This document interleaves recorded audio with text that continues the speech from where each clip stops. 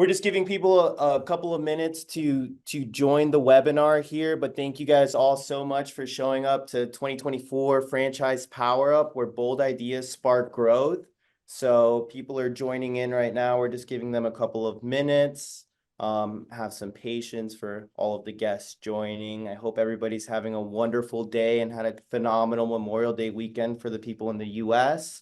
For anybody in Canada who got to enjoy Victoria Day last week, this is, what we did this week. So, welcome everybody. Thanks so much for joining us. Really appreciate having you all here.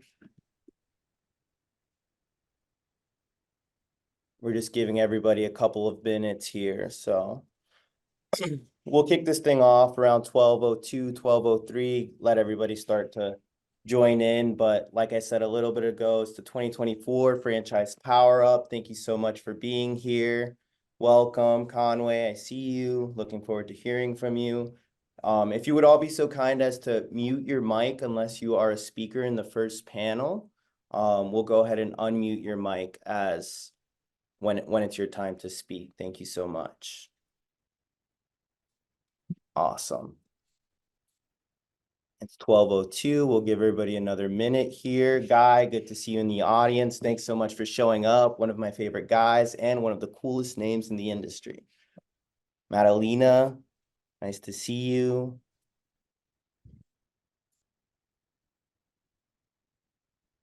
Awesome.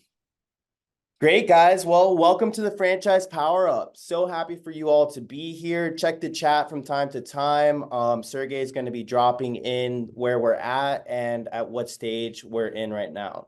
Right now, we're just doing some introductions. So I'm going to go ahead and jump right into the first slide, which is a wonderful picture of myself. So I will be your host in between all of the different sessions and stuff like that. For those of you in the audience who don't know me, my name's Matthew Cancino. I'm a new CMO Pure Talks manager, and I'm also the director of business development for Bright Pink Agency. I'm a USMC veteran, Titus Center for Franchising graduate, advisory board member, director of business development, which you just heard, entrepreneur, community builder, brand advocate, big brother, but most importantly, I'm a dog dad, and I'm here, and I love franchising, right? So I'm super honored to be here. We've got a great lineup, and I'm just absolutely honored at the opportunity to be here with you all. So thank you so much for being here. I'm going to hit the next slide here. And this is a webinar brought to you by the CMO Pure Talks community, of which I'm a new community manager. If you guys are not a part of the CMO community, Pure Talks community yet, go ahead and pull out your iPhone and or Android, depending on what kind of person you are.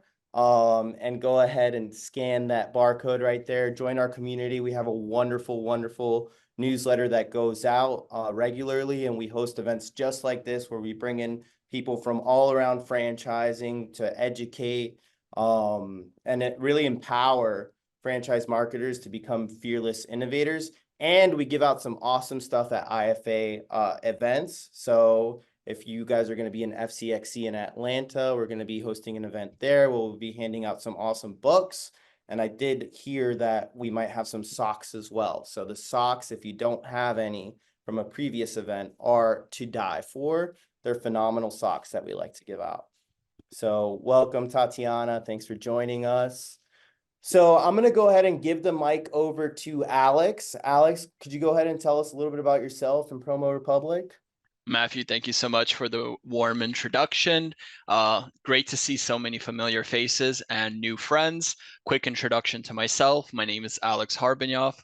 I'm the local marketing expert here at Promo Republic, closely working with our franchise partners to really streamline their local marketing technology needs to ensure it's effective for both the brand plus franchisees. Next slide, please. Thank you. So a little bit about Promo Republic for those that are yet to get familiarized. Promo Republic is a data-driven platform which consolidates marketing tools, digital assets, data collection and analysis while bridging franchisee collaborative workflows all into one system. Supporting the franchise space since 2020, we're now helping over 80 franchise brands to generate more foot traffic and leads that have buying intent for their franchisees. Our ideal stack of tools is applicable for both established and emerging brands. If you're facing any challenges or are currently reviewing your MarTech vendors, let's connect for an introduction to Promo Republic and a consultation on how we can help you achieve those goals. I'll share my contact details in the chat below, and I look forward to getting familiar with everybody. Thanks for that, Alex. So let's just jump right into the timetable for this event. So we have 5 super awesome sessions, and I'm not even sure if super awesome is proper English there, but the first one's going to be decoding franchise data from data mess to data yes, led by Raquel Sims, who's the head of customer success and longtime CMO Peer Talks community member, Conway Briscoe, Dan Monahagan, and I think that we might have an extra special guest on there, so we'll let him introduce himself when we get to that point. After that, we're going to roll into, is your tech stack helping or hurting your CX? Little big brand strategies, and then women in franchising is what we'll close out with. Excuse me, apologize about that. So without a further ado, let's just go ahead and roll right into the first session because we are jam-packed on time and I want to give everybody as much time as possible to speak to you all. I will be giving everybody a 5-minute warning. And with that said, here is the first session, decoding franchise data from data mess to data yes. Take it away, Raquel. Thanks so much, Matt. Hey, everybody. I'm excited to be back at another CMO Peer Talks event. Today is all about your franchise data and what to do with it and what you're already doing. We would love to make this as interactive as possible. So feel free to interact with the chat and let us know your thoughts on what we're talking about. You can share your experience if you're doing something or not. As Matt highlighted, I run our customer success department at Promo Republic, so it's my job to work with franchise partners day in and day out and to really keep my ear to the ground on all of the emerging trends and changes that we're all seeing. And I know it's super rapid, especially in the marketing space in multi-location businesses. So I'm really excited to introduce our next host, Conway. Can you hear us? And is your microphone working, I guess, more importantly? As far as I know, it's working. Is it working? Fantastic. Yes, we hear you. Awesome. Would you like to introduce yourself to our team today? Sure. My name is Conway Briscoe. I am, as you can see on the screen, the principal franchise solutions architect at Transitive.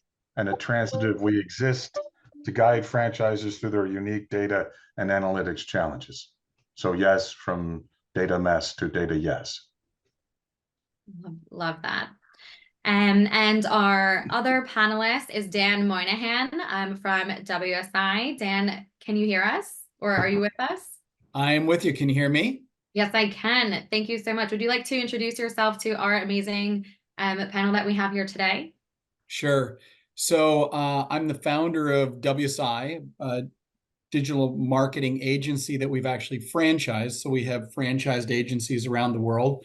That was about 30 years ago. And then in 2009, I founded Clear Summit Group, which is a platform company of 7 brands now, mostly in the service industry, including WSI, Qualicare, Tutor Doctor, some of you familiar with, and a handful of other service-based brands. So that's a little bit about me.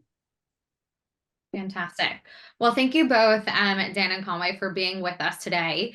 It should be a really vibrant conversation. So as for the agenda to follow along, we'll be covering the importance of being data-driven in franchising and reviewing the key indicators of what makes a truly data-driven franchise. Strategies for turning your marketing and operations into clear, actionable insights, and then effective ZOR and Z collaborations for the best data leverage. So really jam-packed. And like Matthew said, we're tight on time. So the first question I'm going to pose to the audience is, who has already implemented or is currently in the process of implementing a data-driven response? You can throw in a thumbs up emoji, raise your hands. We would love to see it. We're going to try and make today as interactive as possible. So let us know what you're doing. And as we see on the screen, we have our first question. So if you want to rate the effectiveness of your organization, maybe from 0 to 10 in the chat, feel free to do so. But our first question is all about mastering the data to pave the way for franchise success. So what signs show a franchisee is truly data-driven, and what does that look like? So Dan, maybe I'd pass the microphone to you to open this up, and especially with the robust organization that you have both with WSI and across your other brands, we'd love to learn from you. Yeah, so I think how we speak about our operations and how we speak about our business model, the extent to which we speak about it in data terms. In other words, to what extent are all aspects of our business model data driven, and do we have benchmarks, and how valuable and useful are those benchmarks? So, for example, some companies will use measures like cost per lead, which I think is a very misleading measure. So oftentimes I'll say, like, what, if I'm speaking to a franchisor, especially an early stage franchisor, what are the KPIs? How do you measure success in your digital marketing? And cost per lead, when that comes up, it's often, it's a misleading, it's just a bad piece of data. And the reason is because it's very easy to find cheap leads, but the real measure is what's your cost of sales. And what you find in general is that most businesses that are not data driven, they'll talk about cost per lead, but they don't really understand what their lifetime value of the customer is. They don't understand what their cost per client acquisition is. They don't understand their ROAS, their return on ad spend. So those are critical measures. And so, but then also looking at all the other areas of your operation. Is your customer service? Do you have KPIs and data around that in terms of your NPS? Do you have speed? Every business has a restrainer.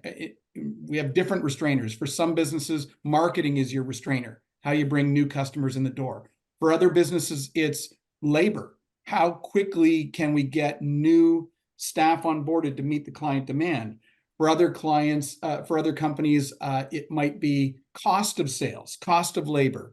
And so understanding what the restrainers are in your business, and then ensuring that you have metrics around those so that we know how our franchisees are doing in very quantitative ways, and have the ability to measure that. So I guess in answer to the question, it's, do we speak the language of data when we talk about our business, when we talk about our operations, and what success looks like?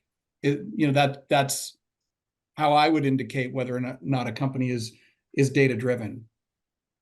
I think you hit a really important point there, in that there are different metrics to measure along different marketing lines, whether that is in your ads or acquisition or in that customer service aspect, which I think a lot of brands either focus on one or the other without doing it holistically. And what's really interesting is that we see that data-driven organizations are 23 times more likely to acquire customers and 6 times more likely to retain customers, which all, as we know, leads to profit. So that, hits exactly, Dan, what you said about understanding that lifetime value and the return on ad spend that you're getting, and what is your cost per acquisition, which is often miscalculated or misfocused on, as you highlighted.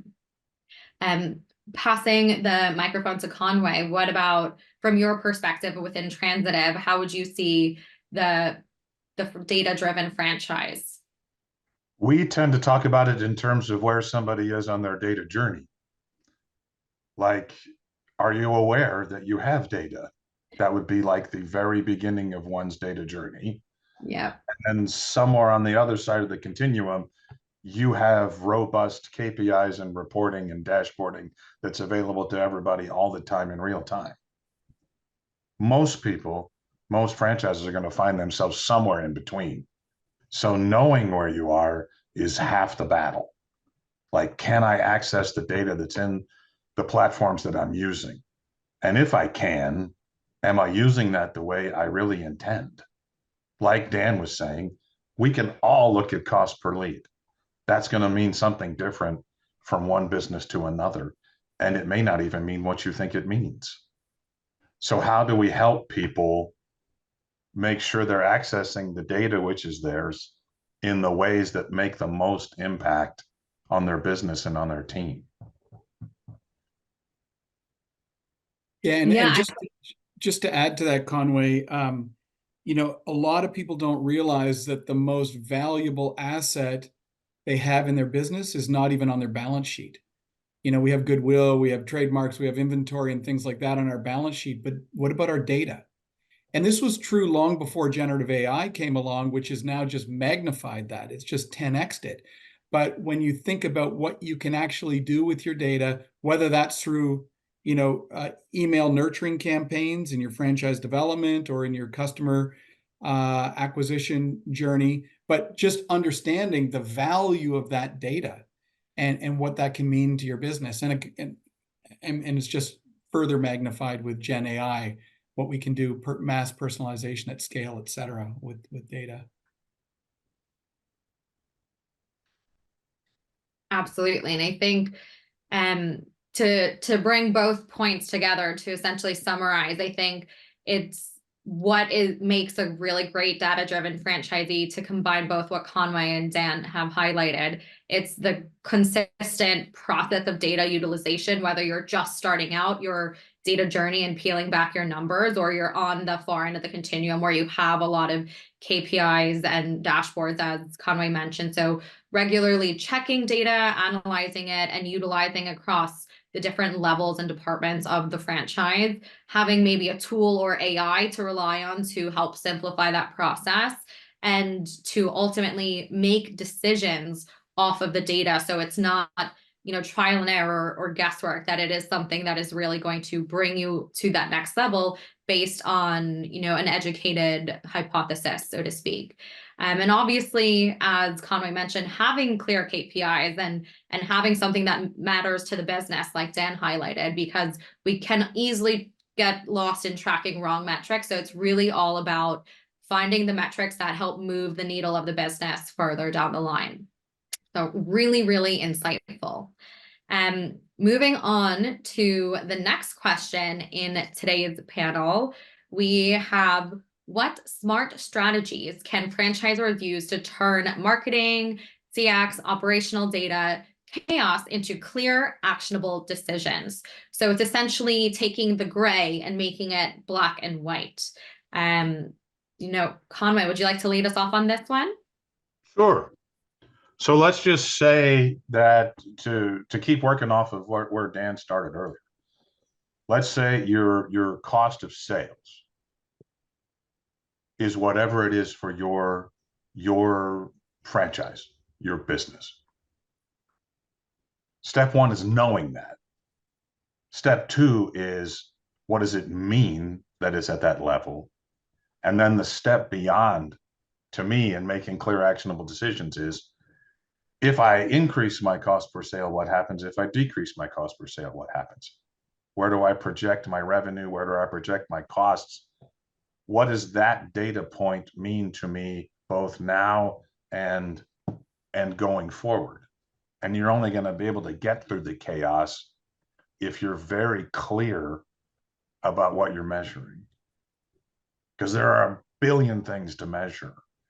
And my own personal mantra that I try to live by is less is more. Find the one KPI that drives your business more than any other, and laser focus on it. And make sure that anybody that comes into contact with it knows what it means, both in their own individual business and for your business as a whole. Yeah, I was speaking to a franchise CEO once, and she talked about what she calls TIFF, the important few. You know, in one of our business, actually several of our businesses, we have what we call the fundamental four or the fundamental five. So you could ask any franchisee in the Tutor Doctor system, for example, what the fundamental four are. They know that the fundamental four is your cost per lead, your conversion rate of lead to consultation rate, your conversion rate of consultation rate to sale, and your average sale value. That's the fundamental four. If you add a fifth to it, it would be lifetime value. but you can ask any franchisee in the system, what are the fundamental four and what are the benchmarks of the fundamental four? And they will all know that. You can ask any staff member, they'll all know what the fundamental four is, because that's the foundation of the business model. And so in franchising, I've sometimes said, like, I highlight the fact that if you look at a company like McDonald's, the Big Mac, the filet of fish, the Quarter Pounder, the Happy Meal, Ronald McDonald, breakfast at McDonald's, these were all franchisee ideas. So if we begin with the premise that many of our best ideas will come from our franchisees, and that, the Peter Senge, he wrote a book called The Fifth Discipline. And in that book, he said, the only sustainable competitive advantage that companies have is the speed at which they learn. So if we take this concept that our best ideas in franchising will come from our franchisees, and that for us, our competitive advantage as franchisors is the speed at which we learn compared to our competition, like how quickly are we learning? The next question is, how do we spot those learnings? How do we spot those opportunities? And so every business will have restrainers. And we just talked about that earlier, whether that's your labor cost, your client acquisition, et cetera. So what your restrainer is in your business. What are the benchmarks around that restrainer? And then how are we measuring that across our system? Because the best way to learn from our franchisees is to track their data and then look for the anomalies. We have this principle in our businesses we call think like Sherlock, where our home office team is always looking for anomalies, like your Sherlock, always looking for clues, because success leaves clues. So how is that franchisee getting an NPS rating that's 5 or 8 points above benchmark? How is that franchisee getting a labor cost that's 3% below benchmark? How is that franchisee getting a speed to service delivery ratio that's 9 hours faster than benchmark, right? So whatever your restrainer is, if you know what benchmark is, then you can look for all the anomalies in the system that exceed benchmark or are better than benchmark, and that's how we can learn. So instead of just putting our franchisees on stage at the annual convention because they're the highest performers, what about putting the ones on stage that have the highest net promoter score, or the ones that have the highest employee retention rate? And how are we learning from those people, and how are those learnings being shared across the network so that we can learn faster? And so I think the premise of wrapping data around all of your restrainers and then watching the network and benchmarking your franchisees is a really powerful principle. The one other thing I would say just on this topic of making actionable decisions, attribution from a marketing perspective is critical, and it's so often done incorrectly. So for example, like, where did that lead come from? One of the worst, so often you'll hear, well, it was a homepage lead, or it came from organic. That is generally it's wrong. When people say, well, it's an organic lead, what do you mean an organic lead? Like, did we talk to the customer and find out how they heard about us? Just because they searched on Google doesn't make an organic lead. If they search for us on Google with our branded name, that's not using SEO. That's just Google doing their job. Your brand, even without SEO, is going to pretty much appear at the top if someone searches for it. So if we're not using proper attribution, we can make wrong decisions. So that, in terms of actionable decisions. So let me give you an example. Let's say you spend $2,000 a month on your SEO company. And so you spend $25,000 a year on SEO, and you get, let's say, let's say 4 franchise sales from SEO. And now you look at it and go, wow, our cost per sale with SEO is $6,000. Well, the reality is, if you really looked into those, you might find that 2 of them actually read about you in Entrepreneur Magazine and they searched your brand and they landed on your site. Somebody else heard about it through another franchisee who said, I love this business, I want to join. And maybe one was from organic search because someone was searching for your industry and your brand. But instead, what happens is that the decision is made, wow, SEO's really working for us. Let's double our budget with the SEO company. Now, we're in the SEO business, so I'm kind of like undermining, I'm telling you, you got to hold companies like us accountable, because just because you're getting leads through your homepage through Google doesn't mean they're SEO. And so we can make a wrong decision by doubling our SEO budget because we don't have proper data on attribution. So, and there's all kinds of examples where we can make wrong decisions if we have wrong data, but that's just a mistake that a lot of companies make. Really well said, both Dan and Conway. I think the important pieces to remember is, as you've said, to collect and organize data from various sources into one place to ensure consistency and accuracy, and to benchmark that data across the network, where you can see how the franchisees are operating against each other, and to have leaderboards and evolve that data tracking, and also to make sure that you are measuring the right KPIs for your organization. And, I really do think there's a lot of data noise that is out there. There's so many data sources. Dan's only listed a few, but what you really need to do is focus on what matters to you, as Conway said. So whether that is, having one KPI that's the driver across the organization, or having your core four, as Dan said, there's no right or wrong answer. It's just making sure that you are collecting that data consistently, having one place where it's populated, and are able to track it long-term across the location's performance, and to really evolve that customer experience, have those touch points, and bring that back all the way to consumer feedback and to have what they say. So Dan, you really did a great job of highlighting that entire narrative in one place. And same for you, Conway, really, really well highlighted. I think data literacy is that one piece that can be really tricky, but if we're training everyone on what to look at, and at least at what key metric that matters for everyone, it should be a great way to make all team members effective in ensuring that they understand how to interpret and use the data effectively to move, that the next phase of the data and KPIs that you're looking for. All right. Can I add something before we go to the next one? Definitely. I've been in some of these meetings before, especially when I was in the beginning of franchising time, where I'd be sitting in these meetings and people would be saying, and it's this, and it's this, and it's this, and it's this, and it's this, and it's this, and it's this, and it's this, and it's this. And I would be the one sitting there going, I don't have access to this, and this yet. So what I just want to add is, wherever you are in the data journey, wherever it is, you're fine. Just take the next step in seeing more of your data, in centralizing more of it so you can access it, so that your company can take action on the data.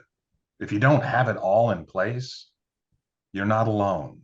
That's just what I wanted to throw in there.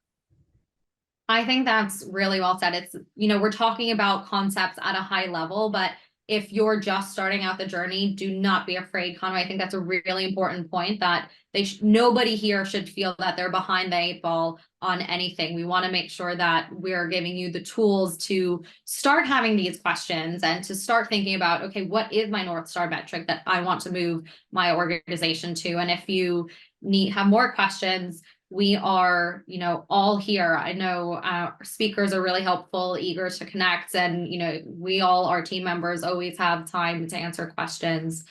So I think, Conway, that was really an important point to highlight. On to one of our last questions here, which is, how do Zors and Zs collaborate effectively to leverage the data? And what tools or technologies do you have in place to help them do it? Dan, would you like to kick us off here? Sure. So I think the whole essence of franchising is about collaboration, right? And the fact that many of the best ideas. In fact, the vast majority of the best ideas are outside the building. You know, in franchising, we often, and you'll see this on your team, is often thinking like life would be better or be so much easier if franchisees would just listen and follow direction. And yet the reality is, in many cases, the franchisees know more about the customer and know more about how the market is changing than we do. And so the question is, you know, how are we collaborating with them? How are we listening and learning from them? So whenever we're implementing new ideas, we want to avoid this ivory tower mindset where, you know, we've cooked this up at the head office and now we're going to just launch it. We always want to begin with a pilot. And that pilot always involves data. It always involves, like, how do we measure success? How do we know that this pilot is successful? And so a high level of collaboration is important with franchisees in that process. What we often find, especially in marketing pilots, is that the data can be misleading because so let me give you an example. You're running a new advertising and marketing campaign, and so the leads are coming in. You've got a cost per lead. You're measuring, and then but it's not materializing into sales. And so now you say, well, the cost per lead is good, but the cost of customer acquisition is bad, or the cost of revenue is bad. But are you actually listening to those calls? And so we deeply engage into in the collaboration piece. We're listening to those phone calls, and lo and behold, we find out the phone's not getting answered, or the phone is being answered, but it's being really managed poorly, or the dog's barking in the background, or the person didn't close correctly or follow the 7-step process. And so oftentimes you find that the restrainers are operational and not actually marketing, but you don't know that unless you're collaborating deeply with them, listening and learning at what's going on deeper into the process. So I would say that's a critical part of it, is going deep on your pilots and learning from the franchisees. You know, I often talk about 3 legs of a stool. You've got people, you've got process, you've got leads, right? So on the front end of the sales process, when we're bringing new customers on, you got leads, you got a people, and you got a process, and that's all tied together with technology. So technology allows us to measure which parts of those is broken. Is it the people? Is it the process? Or is it the actual marketing, the leads themselves? So anyhow, all that's important when it comes to collaboration. So that second question there about what technology will help you do it, the answer is there are many technologies that can help you do it. But there are some things I think everybody should keep in mind when you're both trying to maximize your current technology and you're vetting other platforms you might want to use. A big one is, what's your access to your own data? Can you get out of the technology you're using what you need to make the decisions you need to make? Can you get to a granular level like Dan was just talking about? Can I get down to where it's actually happening and be able to assess what's causing that restrainer, that issue that's keeping me from working the way I need to? Another aspect is really more the first question. I think it's incumbent on franchisors to prove out the value of quality data entry by a franchisee in how it turns into a great return on investment of marketing dollars. To use Dan's option from before about attribution, if you're not doing attribution correctly, you're probably spending money in the wrong categories. But the only way to know that is if you start doing attribution correctly and entering those things into a CRM or other platform that you're using, and you can get that back out of it to bounce it against your financial data to know where you're getting the most bang for your buck. So to me, both of those really go together. You need both. You need data quality from the entire network, and you need access to your data to be able to make decisions. Yeah, that's a great point, Conway. And I would just, one point to definitely take away is that what most people don't realize today is that the value of their first party data is going to explode exponentially with AI. So what you can do with the data in your CRM and how you can do, mass personalization at scale in the not too distant future is going to be really significant. So capturing all that source data, that first party data, in the CRM is going to pay dividends for you in the future. Absolutely. I fully agree with that. And I think this is a really exciting space because we do have so many different avenues of technology emerging as we go with AI and with different platforms to help Zords and Zs alike really understand the data and the metrics. And I think just to bring this full circle, I think highlighting the regular communication with franchisees and making sure that they understand what metrics matter to the business and how they can grow, as well as at the Zor level, utilizing these platforms that do enable you to have the dual view can be really helpful to share that data in real time. And to have joint analytics, projects, processes, and to really take on what Dan highlighted about focusing on the franchisee, their ideas, and how to help them grow will really enable you to get the right tools, like Conway said, and to make sure that you're auditing and piloting and testing everything that is out there. So that highlights, the different technologies that you have, whether you're leveraging business intelligence tool like Tableau or Microsoft's Power BI to visualize and generate these insights, or you have marketing automation platforms like Conway highlighted, or you're using AI and testing out new emerging trends that are out there. I think there's so many ways to do it that it's absolutely fantastic to sort through that to see if, as Conway highlighted, what data do you have access to, what metrics matter to you, and how you can get that message across the whole network. So it's really taking that and making it actionable like we've highlighted before. I love that wrap up, Raquel. Thank you so much. This has been an absolutely amazing panel. We do have about 5 minutes, so please, for the guests in the audience, go ahead, grab some coffee, some quick water, or if you want to stick around through the 5 minutes, if it's okay with the panel, I think it'd be a good time for some questions. If anybody has some, go ahead and unmute yourself at this time. And we'll sit here awkwardly until somebody asks at least one question. So.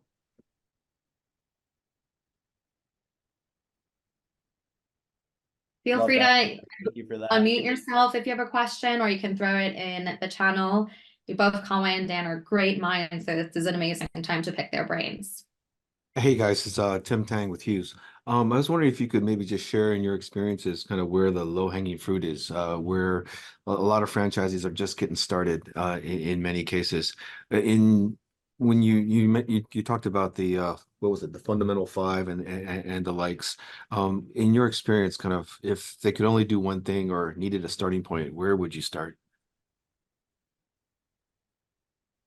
From my perspective, I would start with NPS, right? The Net Promoter Score, assuming they don't have anything, because, so integral with the brand is the customer, right? And it all begins with the customer. So we can learn a lot by those franchisees that are delighting the customers.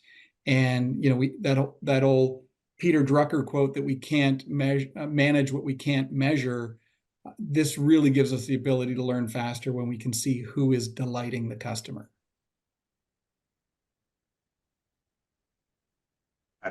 I would say almost anything beyond the standard stuff people tend to focus on. Like, I think what happens most of the time at a franchise event is the one who sells the most is the one who gets recognized. Wouldn't it be fun if the one who got recognized was the one who had the most net profit at the end? There's all kinds of data points you can access. So what are the ones in your particular business, and yours is a particular business, whoever you are, that really drive things forward. And I think you'll find it's not always gross sales. I couldn't agree more with you, Conway. I think, those are some amazing points. It brings to mind this conversation. We do have about 5 minutes here. So for anybody who just joined or is still in the audience, please feel free to step away for a second. We do have an amazing panel coming up in about 5 minutes. But on attribution, sometimes I think as we get to the end of a sale, right, and we actually get money into the bank, at some point, it's really easy for that data to get lost along that journey. So how can we as business leaders or business owners do something about like that transition, right? From marketing to a lead to a sale to then money in the bank, and properly attribute that? At what point? I think it's like the last mile. It's a last mile question, right? What's something super tactile and effective as a business leader or entrepreneur that we can do to help make sure we don't lose that little pivotal piece of attribution data? It's a really, really important point, Matt. And I'm always surprised by the number of companies or business leaders who actually, there is this big gap between your marketing system and your CRM. And you can, through Google Analytics, and there's various tools, through using UTMs, you can do that through, tagging something in your marketing with a UTM through to your CRM. But let me give you an example. In Tutor Doctor, we not only know what our cost per lead is or cost of sales are through Google PPC, but we can tell you which keywords are producing the highest revenue. So for example, I can tell you that the keyword physics tutor produces significantly more revenue than English tutor or French tutor. Now most of our competitors, and don't go telling any of our competitors, but most of our competitors don't know that. And so we're able to spend a lot more to acquire a physics tutor customer than they are, because they're looking at numbers like cost per lead, or even if they're sophisticated, they're looking at cost of sales from Google AdWords, but they don't know cost per keyword against revenue. And so the lifetime value of a customer who searches for physics tutor is going to be much higher. So all that to say, do you have that granularity around your attribution? And if not, just talk to your technical people or your marketing agency or whatever and say, like, I need this as a business leader. We don't have this and I need it. So anyhow, that's a great point, Matt. Bridging your marketing system through to your CRM is critical. For me, there's another piece to it. We've talked about it, but we haven't named it this way. It's process. It's making sure that you have processes in place in your organization that take things from one part of your business to another. And those processes are known and followed by everybody in your business. That's going to sound ridiculously like the data journey I just described. That's because it is. So you can have processes, having them down and followed by everybody is another level. And then having them even known beyond your interior team to actually your customers goes even beyond that. That to me is how you bring all this together as well. I love it. I'm gonna print it out. I'm gonna put it on a shirt. Process, right? And on the front, it's gonna say attribution. So that way you get both sides of this story here. So it's 12:45 now. I hope everybody made it back from whatever it is that you're doing. If you guys have any other questions, please feel free to reach out to any of our guest speakers or our host. And if you can't get in touch with them, get in touch with me and I will get you in touch with them. Unless, of course, you're trying to sell them something, because then I have to ask them if I can put you in touch first. But anyway, so let's move on to the next point here. And this is just highlighting that Promo Republic is, of course, one of those really awesome data tools that helps to bring all the data together. And if you missed Alex in the beginning of this presentation, if you reach out to him, he'll be reaching out to every single one of you at the end. He can explain how Promo Republic can support you on your data journey. We already did this. I skipped ahead. And here is these contact links. So I'll give everybody in a couple of seconds here if you want to pull out your phone and scan those guys or not, you know. It's a little awkward because everybody's mics are muted, but I hope somebody is taking advantage of this. Awesome. Thanks again, guys. It's been an awesome panel. We're rolling right into the next one. So from 12:45 to 1:45, is your tech stack helping or hurting your customer experience? So leading the charge here is Casey Scala. Casey, if you're in the audience right now, could you please go ahead and unmute your mic? Same with the other speakers, John and Eric.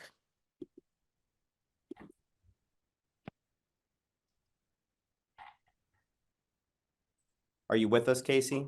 I'm here, yes. Awesome. Nice to see you here. Thank you so much for joining us. So for those in the audience who don't know who Casey is, which I don't know how that's possible, but things happen. Casey is a seasoned marketer with over 15 years of experience, having worked in global marketing roles for brands like Solo Cup. Maybe you've heard the song by, Red Solo Cup, Virgin Mobile, and Great Clips. Casey brings a wealth of expertise in both business to business and business to consumer marketing strategies. Casey, take it away. I'll be your man in the chair and hit the button for you. Wonderful. Thank you so much, Matthew, for the introduction. And hello, everybody. Looking forward to this. It's going to be a great one where we're bringing marketing and technology together, an ever increasing partnership between the two departments. So let's kick off with our two esteemed guests. The first one is Eric Johnston from Empower Brands. Eric, if you want to give a quick overview background of yourself. Yeah, thanks, Casey. So I'm the Franchise Technology Solutions Manager here at Empower Brands. We are a franchisor with 10 different brands. 8 of those are home services concepts. The other 2 are B2B. My team is responsible for basically helping those new investors with everything from the time they license their territory to the time they divest their business. So anything that's technology related, my team's here to support them along the way. Wonderful. Thanks so much, Eric. And then Matthew, if you could go to the next slide here. The next one, I love this one. This guy's a rock star, literally a rock star, it looks like. John Keene from ServiceMinder. Thanks for joining us, John. If you want to give an overview of your background and then what kind of guitar you play there. That happens to be a Paul Reed Smith Swamp Ash Special 25th edition. But I'm only a rock star if you qualify being able to cover my bar tab. So luckily I spend more of my time on the software side. So ServiceMinder is a platform for managing operating home services brands. And so that's kind of the whole, from the lead coming in until the royalties get paid in the back end, right? We kind of facilitate that whole process, allow brands to manage and instrument and report on all of that data, as well as enforcing consistency. And then a big part of what we do, obviously, is help our franchisees and the brands also support, their client experience needs for their clients. So that's kind of what we do. We've been at it since 2012. So we almost got it figured out. Wonderful. Thank you so much. So let's take a look at the agenda here. Again, this ever increasing partnership between the marketing CMO role and the CTO role continues to grow and grow. And brands that are able to leverage that partnership are the brands that are succeeding and are going to succeed in the future. So we have a great agenda here around managing and building out that customer experience, that journey for your customer, and how tech stack can impact, or more importantly, how it can hurt that experience. So here are the 5 topics that we'll dive into. I won't read over them here. We'll dive into them in depth here. So let's kick it off, and we'll kick it off with Eric, since I introduced you first. Eric, this first topic is talking about how we can identify whether or not our brand's customer experience is succeeding, or if there are enhancements that we need to be making. So, what do you look at in your organization around whether or not that customer experience is a positive experience for your customers and prospects? Or more importantly, how do you know that there needs to be changes or enhancements? So I'll go back to the last session. I know Dan had brought up the importance of working with your franchisees, making sure that there's a revolving door of communication back and forth. A lot of times those guys are going to raise the red flags when something's wrong, or they're going to tell you when something's going really well. So just stay in communication with the franchisees when you're making those decisions. From a day-to-day, we track some KPIs for all the brands here. The big ones for us are speed to lead. So how quickly are we getting to our new leads? Lead to appointment ratios. So of those leads, who are we qualifying and actually booking appointments with? Appointment to sale. So once we get on site, how are we doing to close sales? And then we start looking at things like customer retention, lifetime value, client churn rates. So if they're canceling service with us, why? Are they going to another provider? Why? And then for some of our more like project-based brands that are not so service-based, we dig more into the customer journey and the sales funnel just to kind of determine what's going well, where things might be bogging down in the process, and where the opportunities to improve are. Eric, you have a portfolio of brands, and I'm assuming that your franchisee base is pretty wide, from new, startup, maybe smaller from a revenue perspective, to the opposite, where they're mature, larger revenue, larger teams. How do you manage when you're either introducing a new technology or a new platform, or you're looking at upgrades? How do you manage sort of accommodating that breadth of experience, we'll call it, from your brands and your franchisees, across a single brand, but then across your portfolio brands? What's that process look like? So in addition to having, within the same brand, we've got folks who have been in business for 30 years. We've also got brands that have been around for 35 years and some brands that have been around for 6 months. So the conversation's a little bit different depending on the audience you're talking with.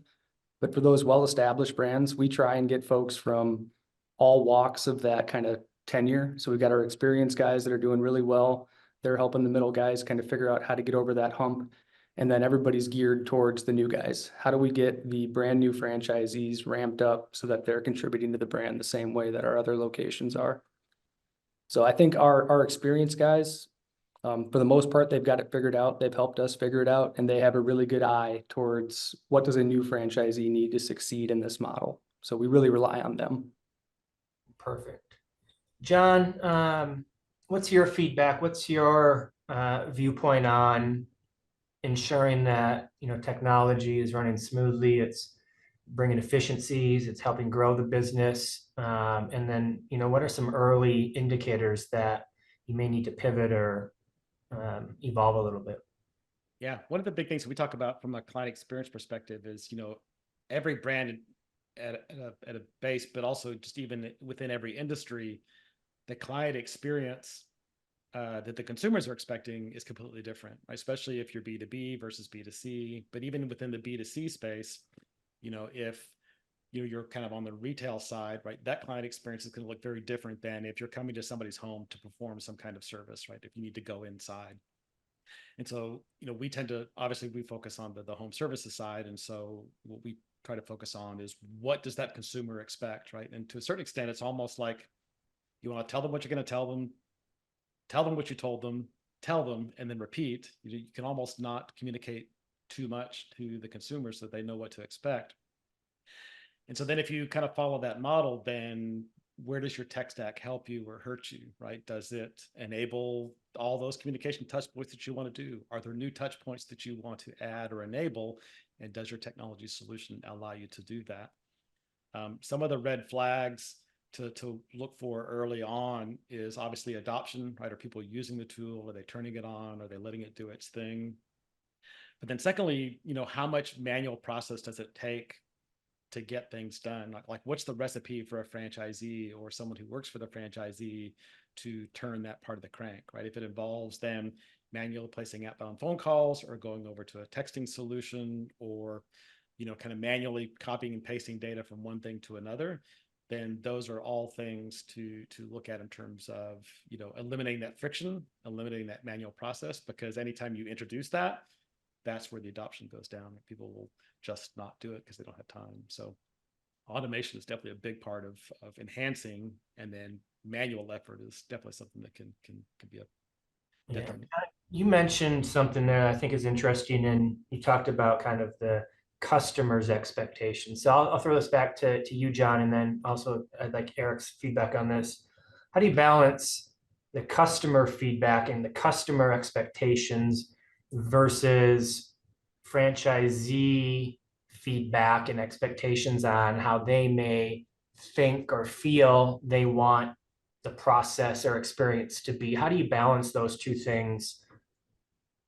Yeah, that's a good question. I mean, part of it goes back to, you know, it's a franchise. So to a certain extent, the client experience, you know, will oftentimes be kind of, I don't want to say dictated or mandated, right? But is at least designed by the brand to be consistent, right? Because if you walk into, you know, franchisee A and go through their client experience versus franchisee B, you know, as a consumer, you're expecting those to be consistent, right? So if they're vastly different, then in that case, I think maybe the brand wins and the franchisee doesn't win as much, right?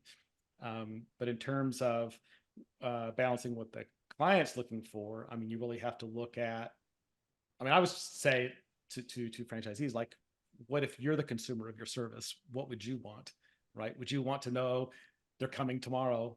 And would you like a time frame? Would you like to know that they're on the way? You know, would you like, you know, a place to leave some feedback or whatever, right? If you as a consumer expect that for your other vendors, then your customers probably want the same thing from you. Eric, any feedback, anything from your end on that? Yeah, and I think it kind of leads into the next discussion point here on the agenda, but know who your clients are. So, I mean, we have our idea of who the clients are at the franchisor level. Our franchisees are close to their clients and they know what it's like in their market. But invest in some market research, figure out what your, you know, your client personas are out there, who's actually buying from you guys. And yeah, take everybody's input correctly and then talk about that together, make sure that they're all aligned. That is a very interesting. I remember when I was at Great Clips and we were launching our online check-in app. I had the marketing folks and me sitting on the marketing side of it. It was a kind of a difficult position to be in, where franchisees and our marketing team was like, "Oh, we can do this, we can do this, we can do this," right? And I had to go back to them and say, "Remember what our original intent with this was. If we start adding functionality off the get-go, right, we're not going to achieve what the goal of this is. Let's build it, let's launch it, and then enhance it from there." But initially, it's not a marketing tool for us today. So, John, we'll go back to you. What is that magic formula? I think if we have the magic formula, I think we'd all be wealthy and retired on a beach somewhere. But we wouldn't be having this call. Yeah.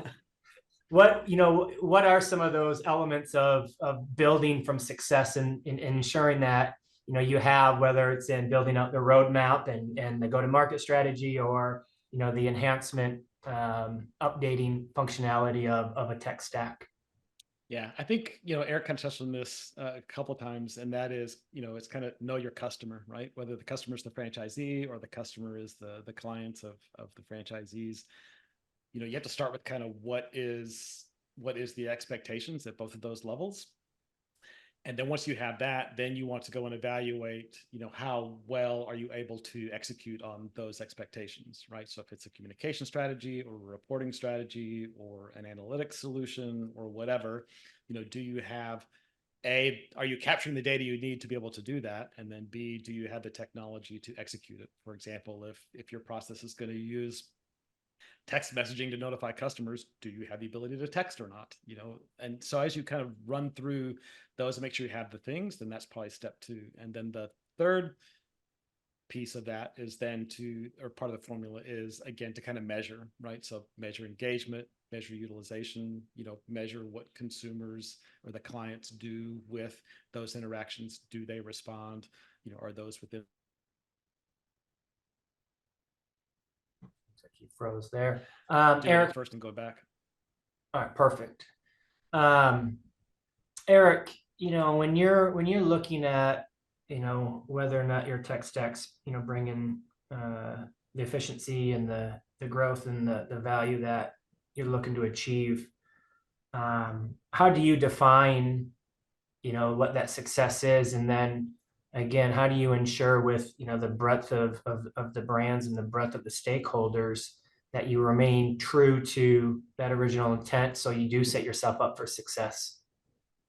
Yeah, I think when you're picking the tools that you guys are going to implement across the franchise system is make sure it's something that you can keep consistent. You don't need people going off into left field and, selling a Whopper when we're slinging Big Macs, right? So that piece of it's important to us. Knowing that you're tracking the data and that you're able to have that data output on the other side so you guys can monitor the success of things is important to us as well. But just knowing where you're at today with your current client experience and the customer journey. So at least once every other year with each brand, we like to kind of map that out, whether it's in a big room with all the franchisees together on poster boards, or if it's in a smaller group like a advisory council. It's kind of walk through the customer journey and all the automations and all the manual intervention that we have out there.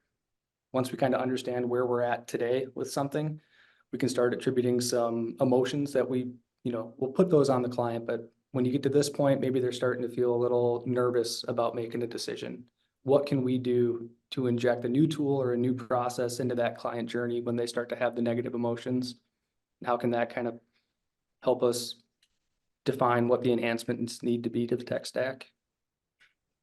When you, do you have, Eric, do you guys have a technology board, an innovation committee or anything like that with your franchisees of, again, pushing it back on them, right? Because, from the franchisor standpoint, right, we can talk about anything that we want to talk about, but it's a lot more impactful when it's coming from a franchisee to a franchisee. So do you guys have a technology committee or an innovation committee or anything that you guys lean on?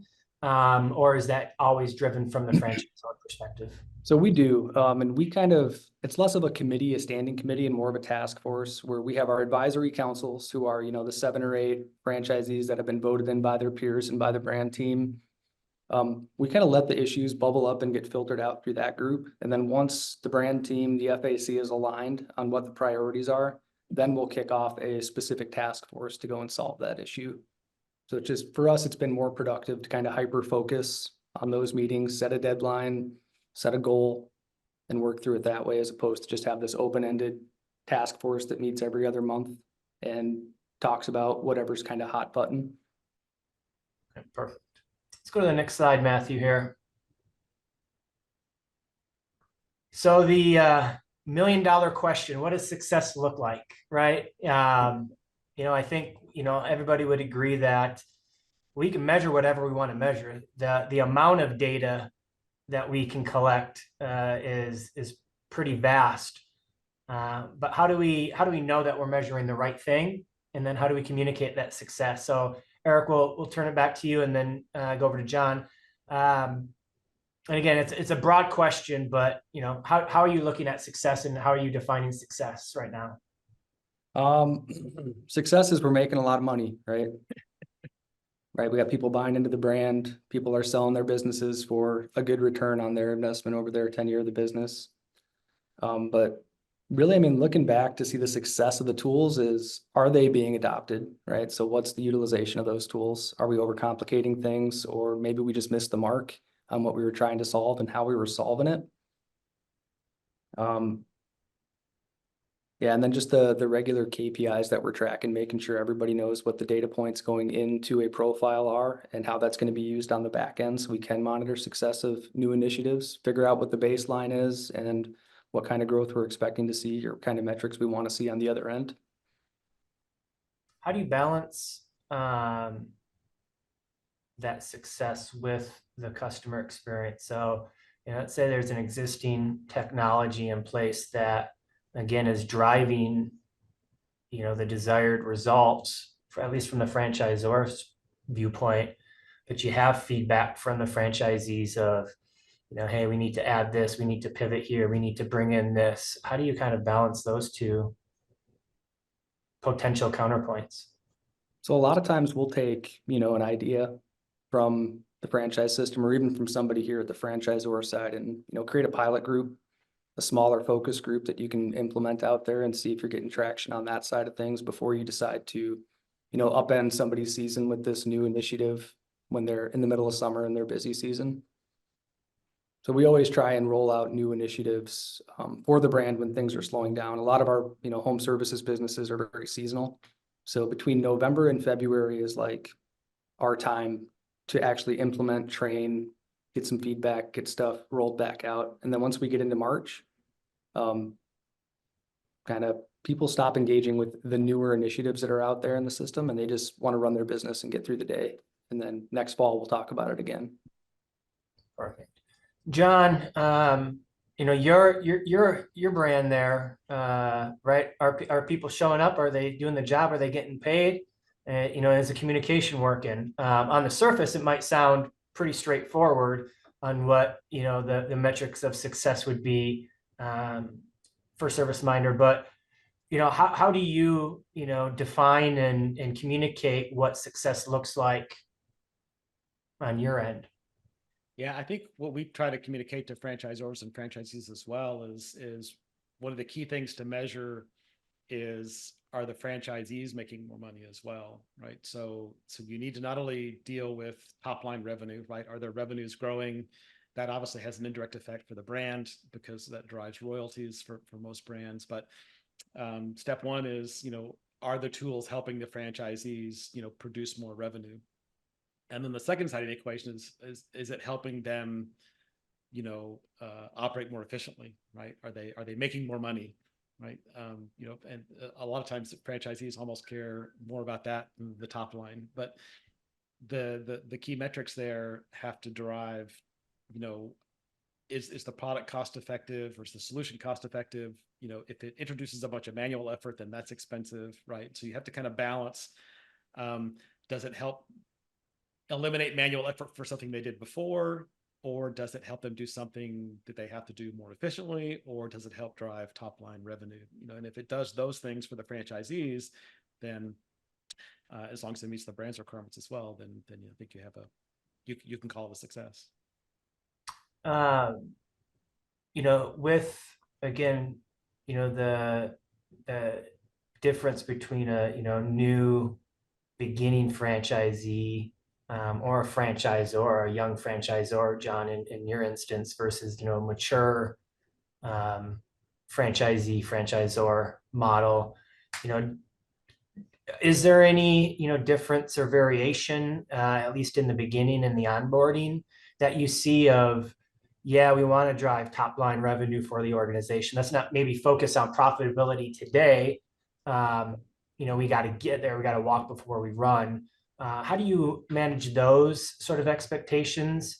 And how do you, define success for the variance of, the maturity of the brand itself?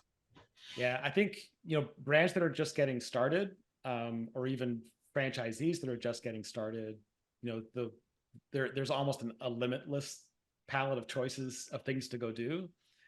And so I think for the early ones that are getting started, you want to focus on the core things, right? Get new leads, book appointments, generate invoicing, so that you can kind of test out those core processes. And once, franchisees, especially new franchisees, can only learn so many things at once, right? They can't learn the entire brand top to bottom in the first 6 months. So, especially when you're onboarding new franchisees, the technology may have a lot more capabilities to do things that maybe you don't show them early on, right? So that they can focus on the core things, right? So whatever those core business functions are, like, kind of the basics of the factory, right? Like leads come in, money comes in at the end, right? And then as they become more mature and more familiar with both the business processes and just the franchise system in general, then you can start adding on these new things. And then the last piece then is, as they get more mature in their space, they're then able to do more peer group stuff, right? They're able to work with other franchisees to find out what they're doing to help them. And I think that's a key market dynamic on the franchise side, where don't underestimate the value of asking your peers how they're using the tool and how it's helping them. And obviously the brand is doing that as well, but maybe with a different lens, right? So those are all ways to kind of measure the overall success and speed up the startup process, right? Don't walk in on day one and say, okay, great, it's an automated business, let's automate everything, and then we'll go home on Monday at 5, right? It's start small and add on as your competencies grow. Absolutely. Wonderful. Matthew, let's go to the next question here. We're getting close to the end here. Best practices. John, you mentioned a little bit about that peer performance, peer groups. How would you, if you had to, list, top 2 or 3, best practices, what does that look like from your end? And then what value do you see in comparing your brand to another brand, either within the space or within a different vertical? Yeah, I think from our perspective, just because we're a platform that tries to automate things, a big part of what we talk about is, the benefits of automation, right? Which is to eliminate manual processes, right? So one of your best practices for evaluating your current technology stack is looking at, all that manual effort and friction, right? So how many man hours a week do you burn, downloading stuff in Excel, uploading it somewhere else, versus if the tool could do a thing and you had a checkbox for it or whatever, right? That just happens automatically. How many steps in your process do you have to hand off to somebody else to go do? So that's usually one of the first things we look at from a kind of a measurement perspective. Because again, if it's manual, then either A, somebody's not going to show up one day, or B, they're going to forget the step, or they're going to fall behind. And so the process is going to break down because it requires, people to do specific things. You want to try to enable automation as much as possible. To eliminate those faults. Wonderful, thank you. Eric, what would be, if you had to pick out 2 or 3 kind of key points or recommendations to other franchisees in the space to bring efficiency and successful technology into an organization, what are some of those best practices that you would recommend to others? Definitely having a peer group, like John said.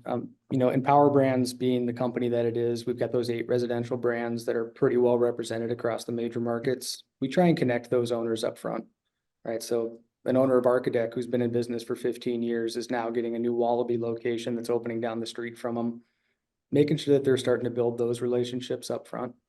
And not just with the other Empower Brand sister companies, but the folks that are in those BNI networks as well, just kind of working with the existing locations. Perfect.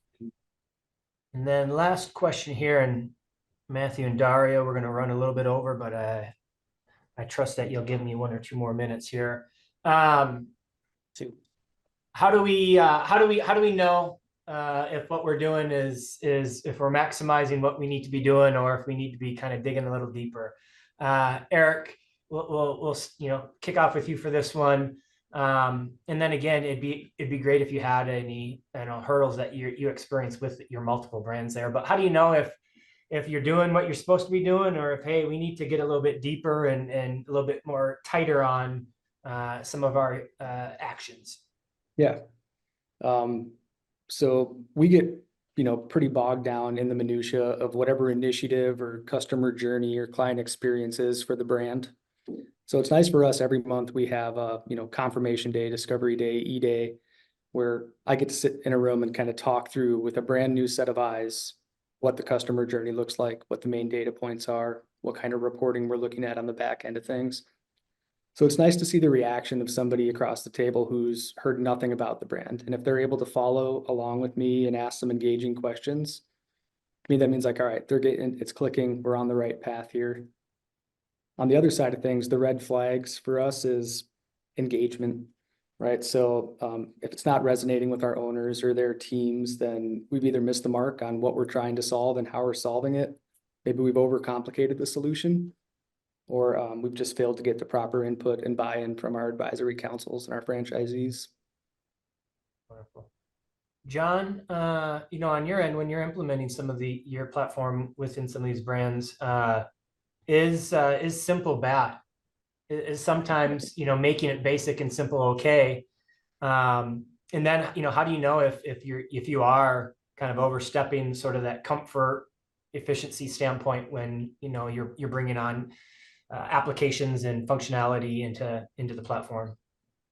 Yeah, simple is good as long as you're able to do what you need to do, right? You kind of want the simplest thing that does what you want to do, but also don't forget that there are things you may want to do later. You want to make sure you're not kind of boxed in and don't have any room for growth. So from a user experience, from a process perspective, you want it simple, but from a, kind of a tooling perspective, you want kind of, a rich technology base to draw from so that you can kind of solve problems you haven't thought about.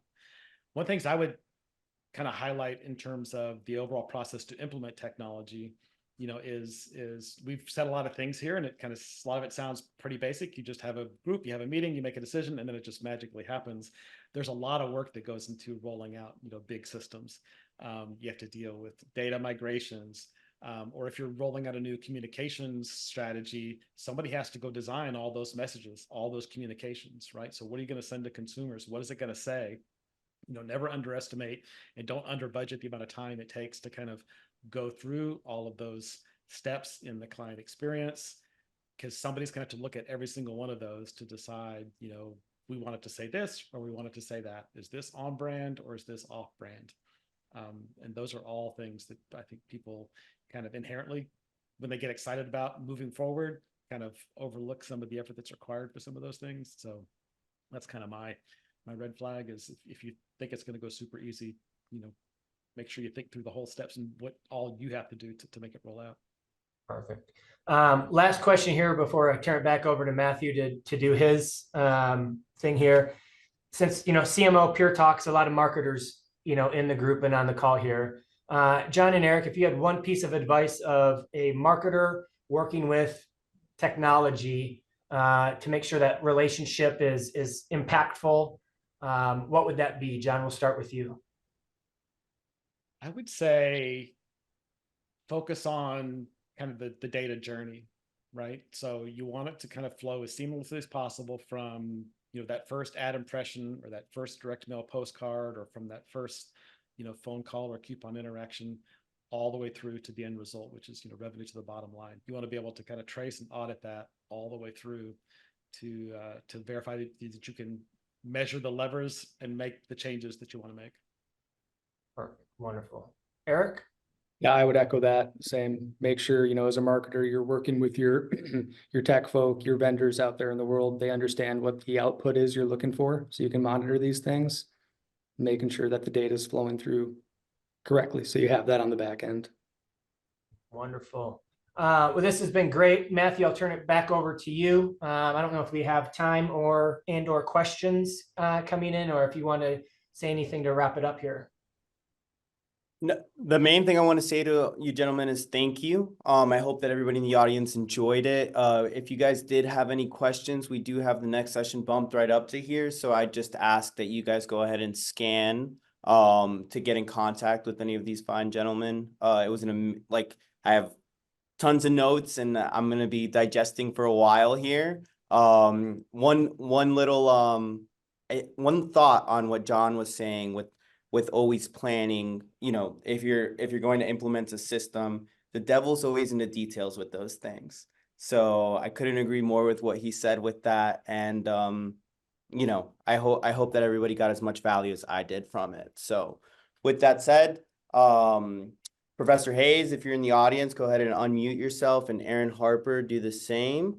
I'm about to roll into your guys' session, which is going to be Real World Stories, Leader Talk and Q&A with Aaron Harper, and it's led by Dr. John Hayes.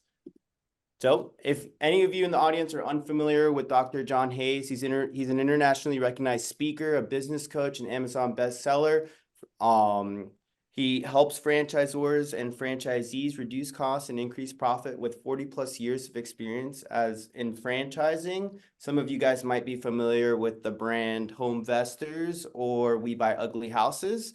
And more importantly than that, Dr. Hayes is educating the next franchise generation, which I'm proud to be a part of. And he is my professor from the Titus Center of Franchising and leads the advisory board there. So with that said, take it away, Professor, and I will be your chairman. Well, thank you, Matthew. And hello, everyone. I see lots of familiar faces. I like seeing a lot of our advisory board members. And it always, it's almost overwhelming to have students in an audience, or graduates in the case of the two who are on here. It's always, it jolts me for a second to realize I helped that young person or those young people get into franchising. I hope that's a good thing. I think it is. It certainly has been for me. So there's Aaron. Hello, Aaron. Hi. We're going to do a little bit of a founder story with Aaron Harper. So, Aaron, nobody, when you're a kid, unless your father is a founder of a franchise company or something similar, nobody says, when I grow up, I'm going to be a franchisor. Most people in America have no clue what that means. Most people in America have no clue what franchising means, which is why it's so important to be educating young people about franchising and helping them into the 350 some industries that make up franchising. So nobody ever says that. And I'm assuming, Aaron, you didn't say that. What'd you want to be when you were growing up? When I graduated college, I wanted to be a talent agent in Hollywood. You would have been a good talent agent. I can see that. Thank you. You've got that the combination on the disc scale of the D and the I, the driver and the influencer, which I think most founders have that combination anyway. And the ones that I've worked with through the years have definitely been high D's, but oftentimes high I's, even more prominently than the D. So at some point, Aaron, like each of us, this is probably true of each person on here, somebody introduced you to franchising, you discovered franchising. In my case, a guy called me to ask me to write a book for him. And I said, well, what do you do? And he said, I'm in franchising. I had no idea what that was. He said he was a franchisor. I quickly grabbed the dictionary. This was 1979, sitting in my office at Temple University. Franchisor wasn't in the dictionary, or I clearly didn't know how to spell it at the time. And that opened the door to a career that at 29 at that point, I had no idea I would end up in franchising and devote my life to it, and now devote my life to educating young people about franchising. So when did it happen for you, Aaron? When did you realize there was a thing called franchising? So I was looking for a career change, and I reached out to a buddy of mine from college. I grew up in Southern California and went to college at UC Santa Barbara. And a buddy of mine worked at a carpet cleaning franchise, and he's like, you should get into franchise development. And I was like, what's that? You mean like McDonald's? Because that's what I thought it was. How old? You were out of So this was 2017. So I'm 36 now. So I was 30. Yeah, was that math right? Wow. Was that math? Just 6 years 29? ago until you 29. Yeah, great. And when you heard, you should get into franchise development, were you already in sales? From college to 30, what were you doing? So from college to 30, so I graduated college, moved to Hollywood, worked at a talent agency, and was on the track to kind of become an agent. Worked on Will Smith's team, worked on Jesse Eisenberg's team, worked on Melissa Leo's team. And Melissa Leo had just won an Academy Award for The Fighter. And so I joke, like, every story that you've heard about Hollywood is 100% true. Like if anyone's seen Entourage, my life was Lloyd's life, like working for Ari Gold. So did that, started partying, lost everything, and decided I was going to get sober, moved into working in B2B sales at AT&T. I am a recovering AT&T employee. And so then a buddy of mine was like, hey, you should get into franchise development, and loved the idea of being able to help business owners become entrepreneurs, or people become business owners, and emailed his boss every 3 weeks till he hired me seven different times, and been in franchising since then. Have seen everything, I feel like, or seen a lot. I've seen the dark side of franchising, I've seen the light side of franchising, and decided, after a few years, that I wanted to do it on my own, and I wanted to do it differently than I had seen in the past, and acquired the franchise rights to a 34-year-old power washing business in January when 2023. Backing up 6 years ago, you were in the talent seeking business. And isn't it ironic when I see people like Steve Lieber and Dan Monahan and others on here who are in franchise development, or have been, or touch on that topic at least. What are they doing? They're looking for talent. Correct. They're looking for the right talent to join that brand.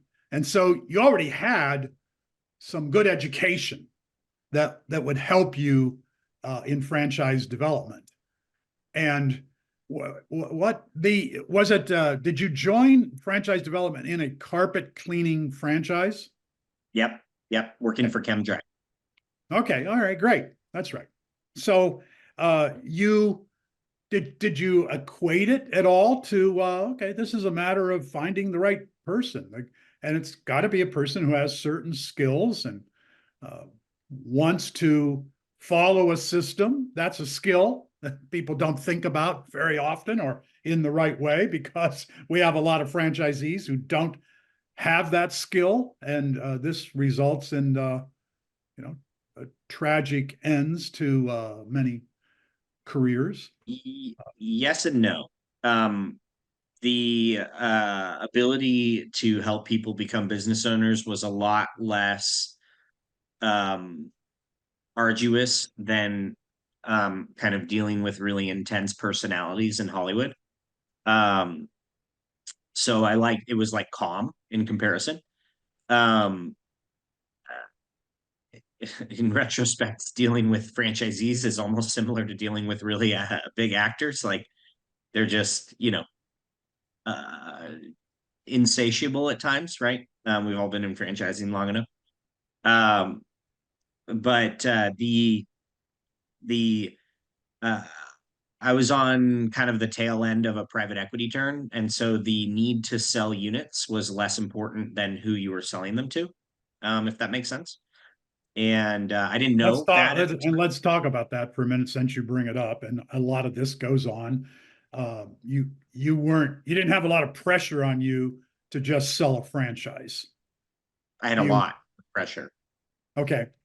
To just sell a so the franchise. need to, I thought you said that you could be more judicious about who you sold to. No. Let me say it again in a different way. The need to sell the amount of units necessary was more important than who we were selling the units to. All right. So, and we had a lot of failures.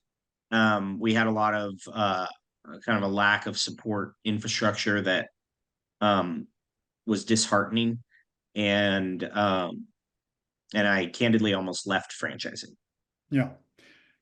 How much did it in Hollywood, the talent business? I don't know anything about it, but you've got to do a lot of schmoozing, and you've got to know a lot of people. You got to do a lot of networking. You got to do a lot of talking. Yep. You got to be persuasive, all those things that a high eye like you is good at doing. And maybe it bothered you in Hollywood, being a talent agent, some of the sacrifices you had to make. Did it bother you in franchise development. Yeah. You said you almost left. And what was upsetting about your situation? So I would sell units or award territories, and I would promise the franchisees that they would receive a certain level of support, and I had zero control over whether or not that support was going to be delivered upon. And it's been a large reason why I decided to become a franchisor, is because if I can sign people up, make the promises they're going to get the support, and then actually manage and lead the team that's supporting them, then operations and sales are 100% aligned. One of the biggest challenges I see in franchising is operations says one thing and sales says another. And then they, as the business grows, the operations teams learns things about the right franchisees to bring in and what's working and what's not. And then sales continues to sell units. And so if they go in different directions, what happens is that you have mismatched expectations, excuse me, amongst the franchisees who sign up. So anyways, I would sign people up, and then they wouldn't receive the support that I promised that they'd get. And I realized that was new to you, but now that you've been in franchising, even though you've only been in 6 years, that's not really very long. I don't know that there's ever been a brand where the operations people said, wow, our franchise development people do a great job. They always bring us the right skill set in a franchisee. And historically, that's not the case. But you wouldn't Correct. have had that perspective. Was it easy? Was the job easy? Could you sell franchises easily? So I could, yeah. I mean, I would say franchise sales is probably one of the hardest sells in that I've ever seen, because you have to sell someone the ability for them to take a big leap and chance on themselves, and then they pay a considerable amount of money up front, and then they're beholden to a royalty. And so I don't think it's an easy sell for most, which is why I think a lot of franchisors are limited in terms of the options and where they can find franchisees. And so they rely heavily on outsourced sales organizations and broker networks and stuff like that, because they don't have another option. They're in a very low leverage position. For me, it was easy, but what I learned when we went into Patch Boys, because that was the brand that I went into in between Rolling Suds and ChemDry, is basically it was me and a brand president, and we're the first two employees with a 100-unit franchise system when it was acquired by the company I worked for. And we effectively had to do like a turnaround of the brand. And so him and I would talk like 4, 5, 6 times a day, and we were in lockstep with one another. And there were some challenges, because we learned that a franchisee isn't going to be successful, and here's why. And then I'd have to tweak my sales system, and he'd have to tweak his ops system. But we had this immense amount of trust for one another. And we were kind of in the trenches together. So my suggestion is, it says one of the things that I've done internally at Rolling Suds is that operations and sales have to talk to each other, trust each other, respect each other, and talk regularly. So in spite of that not happening when you first got started 6 years ago, what was it about franchise development that was easy for you? But it's not easy for many, many, many, I don't know if most, but many franchisors, particularly getting started, and for franchise development. Why was it easy for you? What was different about you?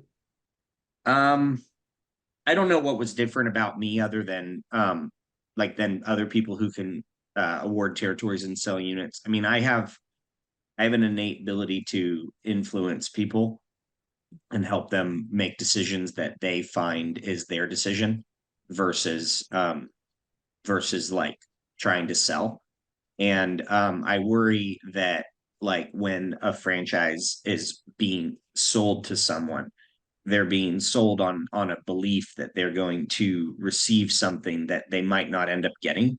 Whereas like the way I've always done franchise sales is it's their decision. They have to come to the decision on their own. And while I'm there as a guide, it's not a heavy sales tactic pressure type situation. I fear that if we kind of continue down this like sales tactic pressure type situation with a lot of the franchise development that I've seen, we'll run the risk of more unhappy franchisees. It has to be their decision to start a business. And if it's not, and they feel like they've got to buy this thing at a certain amount of time, otherwise it's going to get taken by someone else, or one of these other scare tactics that I've seen, you know, they're the wrong expectations are going to be set. So How often do you think that's happening across the board? If there are, and no one knows how many franchisors are actually actively selling franchises, Fran Data, IFA will say somewhere in the range of 3,000 are actively doing so, and there are more franchises. There's a new franchise brand popping up every day, but there must be a new franchise brand dying every day, because it's been years since we've got beyond 3,500 or so franchise companies. to be exact, it's 600 the last 2 years open, file an FDD for the first time, Yeah. and 600 decide not to file the last Yeah. 2 years. Yeah, okay. But let's say there are 3,000 actively selling franchises. You ever think about, and I know you don't know all 3,000 or, you know, even 2,000 necessarily, Right. but you're out there with a lot of people. Yeah, you're in a lot of networks, and you've been around, even though only 6-7 years. You're a celebrity almost within franchising because of your responsible franchising gig recently with IFA. How much irresponsible franchise development do you think is going on?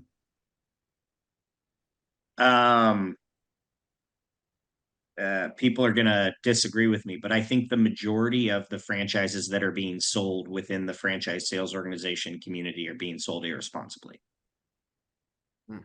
Yeah, I'm afraid you might be right. We have no proof of it, and you know, we could certainly discuss that. But I think it's And a larger. real quick, let me clarify specifically. So I operate within the broker networks. I've done all of the deals, almost all the deals that I've done with Rolling Suds, and we've done 187 of them in a year and a half, are done with brokers that I trust. I think are ethical, wonderful people. They know my kids' names. We've vacationed together.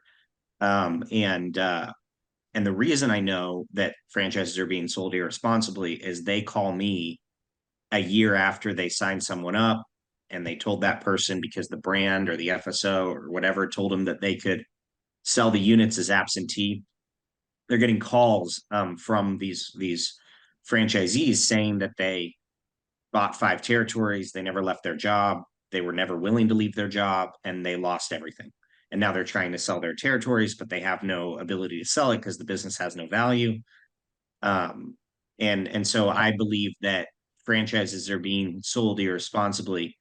And I also feel like the cause of it, one of the biggest causes of it, is the FSO points the finger at the brokers, the franchisor points the finger at the FSO, and no one's really taking accountability.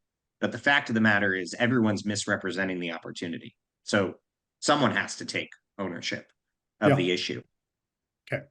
So I want to keep moving on in the progression of Aaron Harper. And by the way, we're going to do in November at our advisory board meeting, absentee ownership will be the topic that we drill down on, just as we did responsible franchising with you, Aaron, last April at our meeting. So you went carpet cleaning, patch boys. What happened? I got the job offer of my lifetime to make $1 million and franchise a business from scratch, and start from scratch and get a guaranteed amount of commission and an increase in pay and a salary bump with the word president in it. And like the crazy entrepreneur I am, I said, no, thank you. I can do this on my own. I'm going to go find a business. Why did you say no, thank you? You know, I don't know how many people would have said, yeah, it's what I've been waiting for. Let me do it. I think it's partially because I'm insane. And then also like it's purpose driven for me. Like if I'm going to tell someone that they're going to get a thing and they're going to invest their life savings in it, and I don't have 100% control over the team that's providing them the thing that I promised them, then really what am I doing? And what's the point of it, right? If the point is to help people become business owners, and give them the opportunity to change their lives and have a positive impact, and I don't have the control in helping people get there. And the only way I was going to do that is if I owned the company. Majority ownership, could make decisions as I see fit, could hire people before I thought they needed to be hired, could pre-invest in the business, could raise capital at any point that I need to, could choose the partners that I partner with. And that to me was then in 2022 a non-negotiable, and forever it will remain a non-negotiable. And based on everything I've seen, that's the only way that I can actually accomplish the goals that I have. And that was about when you got this big offer, President $1 million. Were you about 5 years into your franchise career? Yes. Okay. And so you knew that wasn't the right path, even though maybe it would have been an easy path to $1 million, but it was a matter of your conscience and your desire, which the I personality has a desire to help people, truly help and influence people. So that surely comes out of you. So go ahead. Then you decided, no, I'm not going to take that route. I'm going to take another route. So I decided I was going to look for a business to franchise from scratch. So not an existing business that has been franchised, not one that already had franchisees that I'd have to fix the situation, one that I could start from scratch, partner with the right people. So I raised capital from David Barr and Brad Fishman, who have been mentors of mine, and could provide a long-term mentorship, as I was referred to as intellectual capital, help me dodge bullets, potentially figure out who to hire. They've done this before. Met a 34-year-old power washing company out of Philadelphia, and a family business called Rolling Suds. And they had built a $2+ million power washing business. And I met them. They were interviewing other franchisors who they didn't feel confident that those franchisors would honor their family name in the way that we've been able to. And so we partnered. I met them in September of 2022, acquired the franchise rights in January of last year, and built a franchise system, raised a significant amount of capital, and we've turned away about a little over $10 million in revenue from franchise startup costs. So about 59 franchisees wanted to write us a $200,000 check, and we said no.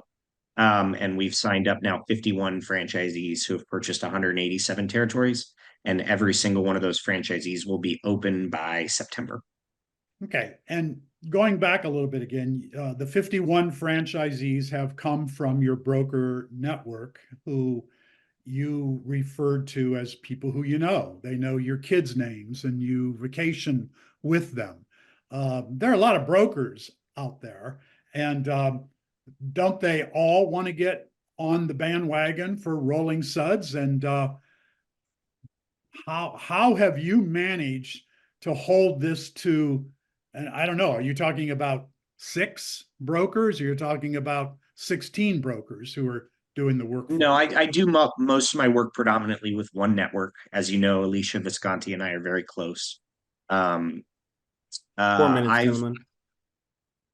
Thank you. So I make it very clear to the consultants when I start working with them who my candidate and my buyer is and who it isn't. And I also make it very clear to them on how to present it to that candidate. So here are the bullet points. Here's how I present it. And also, here's what happens if you bring me someone who isn't that person. And so as I go into the relationship with that consultant, they have very clear expectations set of like, this is you can send me that person, but I'm going to give them back to you. And here's why. But there's a whole element of broker management that needs to be done before you actually start presenting your brand. Because otherwise, you're just going to have a bunch of brokers who throw spaghetti at the wall, and then you're going to waste a ton of time talking to the wrong people. So you spend a lot of time. I met you, I think, at the FranServe convention. Lisa is a member of our advisory board and provides a mini internship to one of our students coming up in July. One of my students will be there among all those brokers and franchisors again. So it's a wonderful opportunity. You spend what percentage of your time discussing the world of franchising by Aaron Harper with brokers? So before I started selling Patch Boys, I spent about 7 months developing relationships with brokers, trusting. It was the middle of COVID, so we didn't have broker community like network, like we didn't have events. So it was cold calling brokers and making sure they understood who I was, most importantly, and also that I wanted to understand who they were as people. They're not just lead sources, they're people. They have wants and desires and values, and they like certain brands and they dislike certain brands. And I think the challenge that some franchisors get into is they just think they're lead sources, and they're going to pay 30 grand or whatever and get leads. And that's not the case. I have the lowest membership possible, but I have the deepest relationships. And so I don't need to pay the extra amount of money because it's a waste of money due to the relationships that I have. And so anyone who's trying to sell units or find franchisees needs to establish very meaningful relationships with the consultants or the brokers that they work with. I think that's so important what you just said. And again, it takes a high eye to realize that this is the way to go in franchising. You emphasize building relationships. You have not emphasized how much money you have to pay to be part of the network. Matthew, I know we're up against the clock. So Aaron, it's a great story, and I'd like to continue it in some way, some other time, probably. Matthew? Thank you for having me. I appreciate it. This has been great. Thank you, gentlemen. That was #awesome, as they would say. So if anybody in the audience wants to stay in touch with Aaron or Professor Hayes, here are their QR codes. You could pull out your iPhones and or Androids and scan those, and it will probably link you right to their LinkedIn where you can reach out to them, either of them. So that brings us to the conclusion of this. We have about 2 minutes to our next one. Not quite enough time for any questions from the audience, but I do encourage each of you to go ahead and connect with them, reach out, and try to ask questions. These people have years and years of franchising expertise, and they're both mentors to me, and I look up to them both dearly. So thank you, guys. It's been great. Thank you. Appreciate it. Got it, Aaron. All right, so our next session starts in about a minute. It's Little Big Brand Strategies, and it's going to be a fireside chat session between Max and Jessica. Max, if you want to go ahead and unmute your mic, and Jessica, are you with us? Because maybe I missed you in the audience. I'm here. Yeah, we're Awesome. here. Yes. I was a little worried there, Jessica. I'm not gonna lie to you. I must have skipped your name, and I was freaking out a little bit. I was sending an email or two. So, all right, let's jump right into it. So, for those in the audience who don't know who Max is, he's actually the CEO and co-founder of the CMO Pure Talks community and Promo Republic. So he has dedicated his career to transforming the engagement between multi-location brands, franchisees, and local communities with breakthrough marketing technology.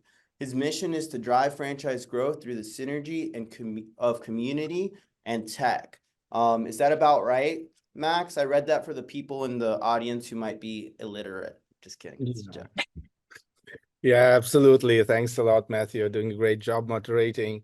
moderating the conference, and thanks for the introduction. Yeah, indeed, we are on a mission to provide a stage for experience exchange, because we think it de-risks and helps franchises grow, and also makes franchisees succeed at a faster pace, and also de-risks them because they're entrepreneurs, and obviously we also help with innovative technology, marketing technology, developing our product.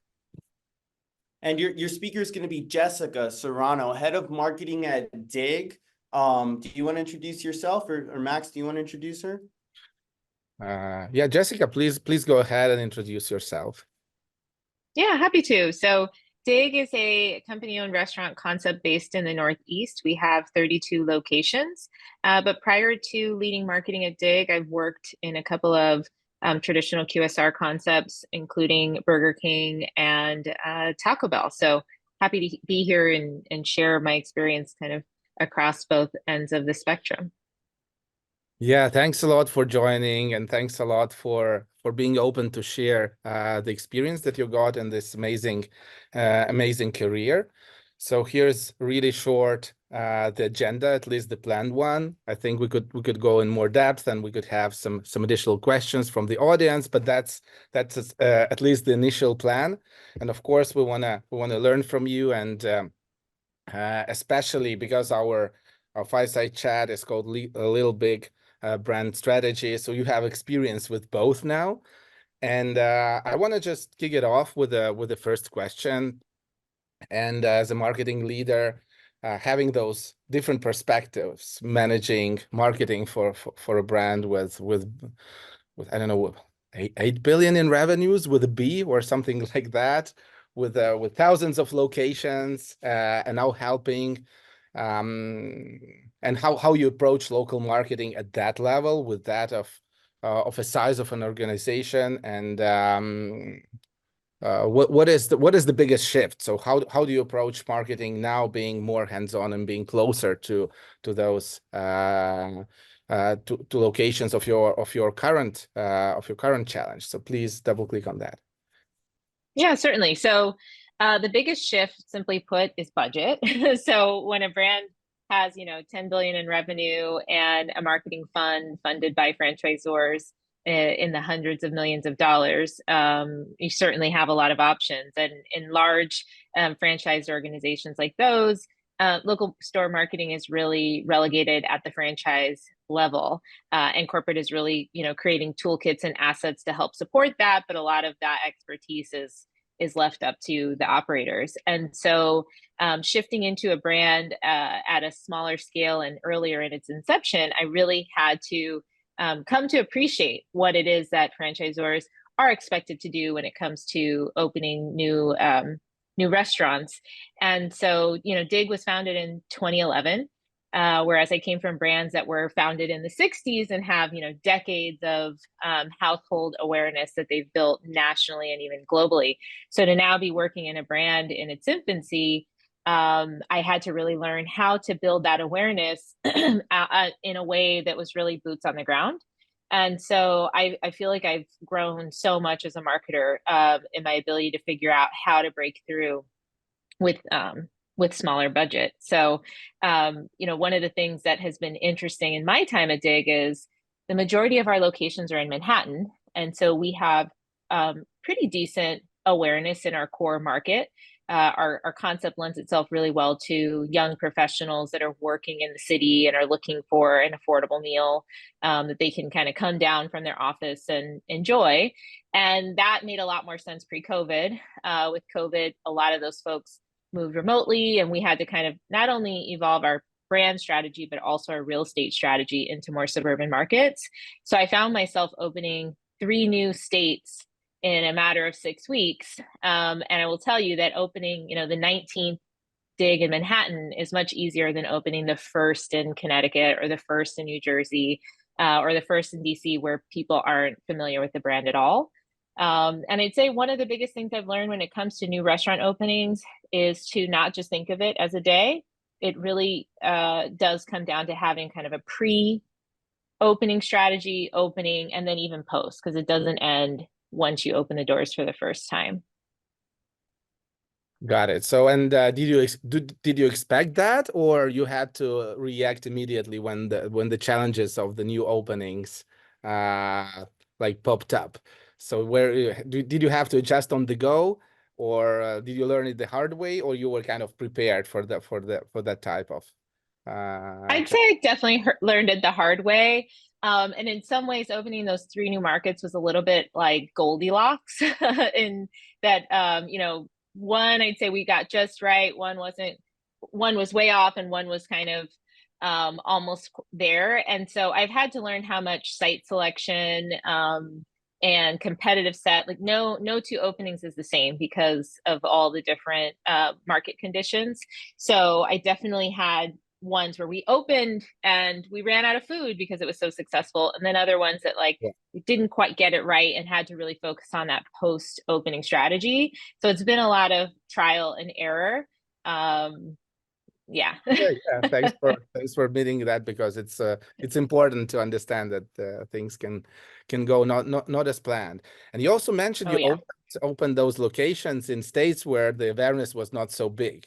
So how could you transfer this value proposition, and how did you kind of shorten the period to make sure people understand as fast as possible what is it so special about Dig?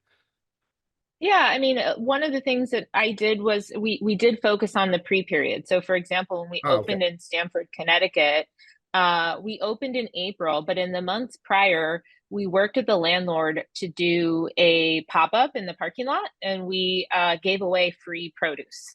And so we just, popped up one Saturday. I hired a face painter, put some balloons up, and we just invited people to stop by, and we sent them home with a tote bag with produce.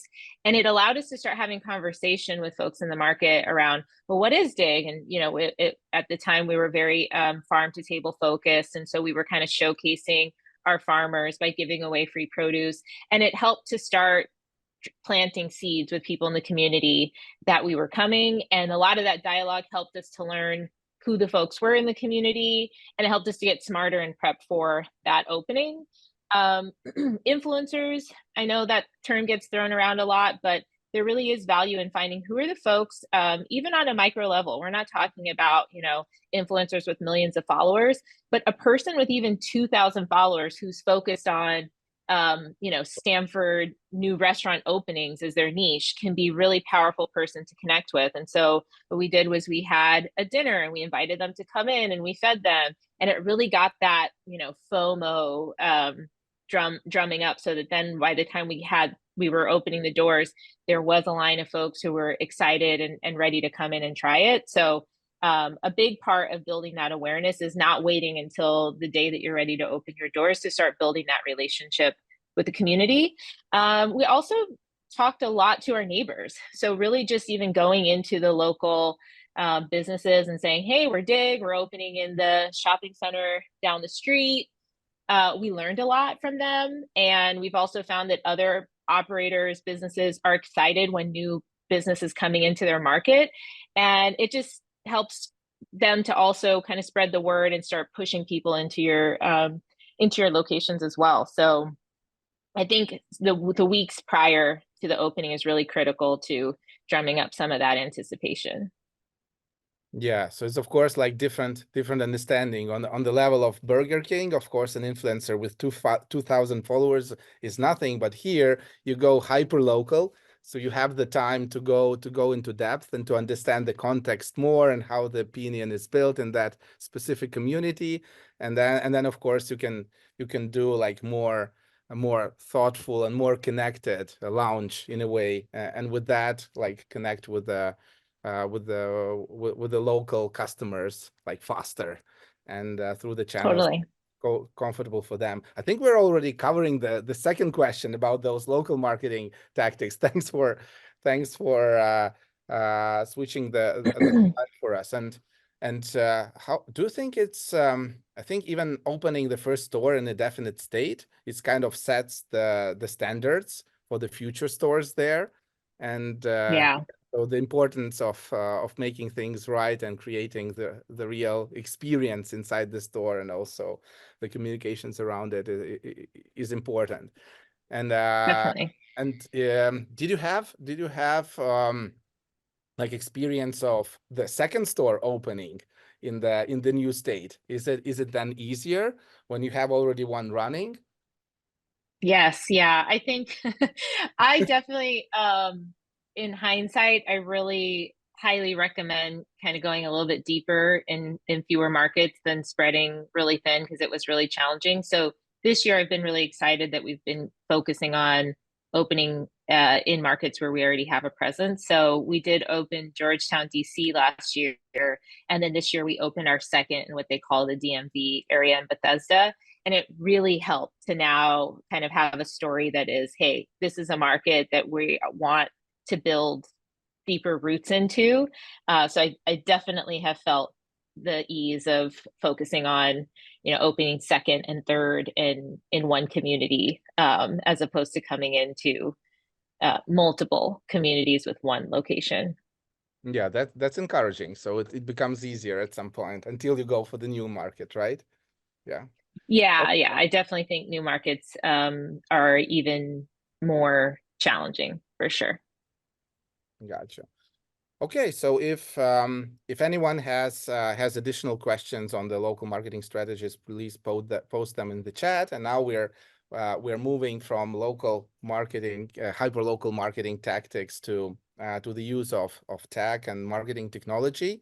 So in your experience of working in the companies in the companies, multi-location companies of different sizes, so what is the difference in what role MarTech played, and how is there a difference how you use and how you select Yeah, technology stack in these different organizations? definitely. Yeah, so Taco Bell is a part of Yum Brands. Burger King is a part of Restaurant Brands International. When you talk about these multi-brand conglomerates, they often have shared services because they have multiple brands under one organization. So they benefit from a lot of economies of scale.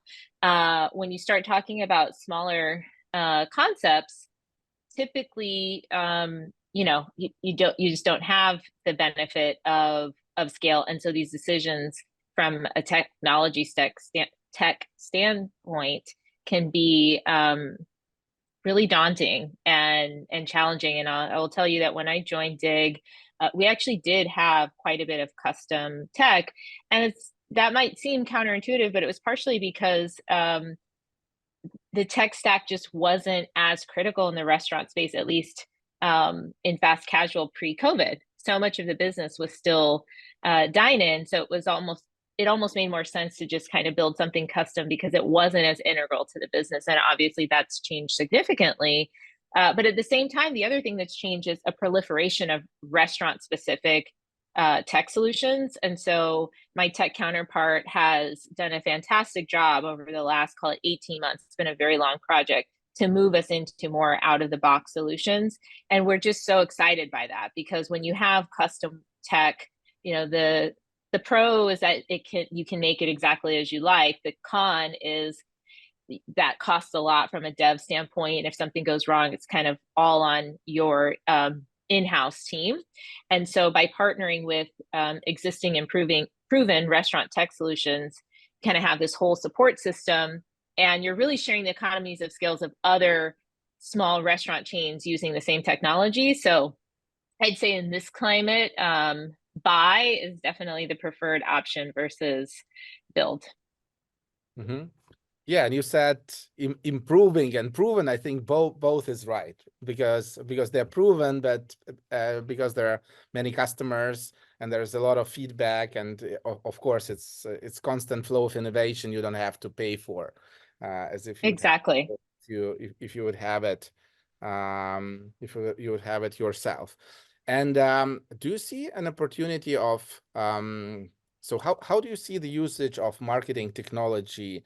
Do you prefer to use it like centralized, or do you see that the technology became so easy to use that location managers can actually do part of the local marketing themselves? That is a really good question, and not an easy one to answer. I think the answer is different for every organization. Dig, our concept is we pride ourselves on scratch cooking. I know a lot of people say that, but it really is true. All of our locations are run by chef operators.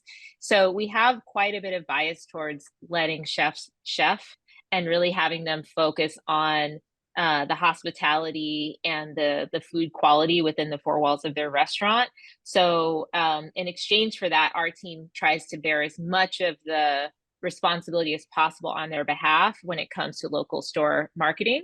We always have this debate, even with things like Google reviews. Who should respond? Should it be the operator who kind of knows the exact dynamics of what happened in their restaurant, or should we manage it on their behalf?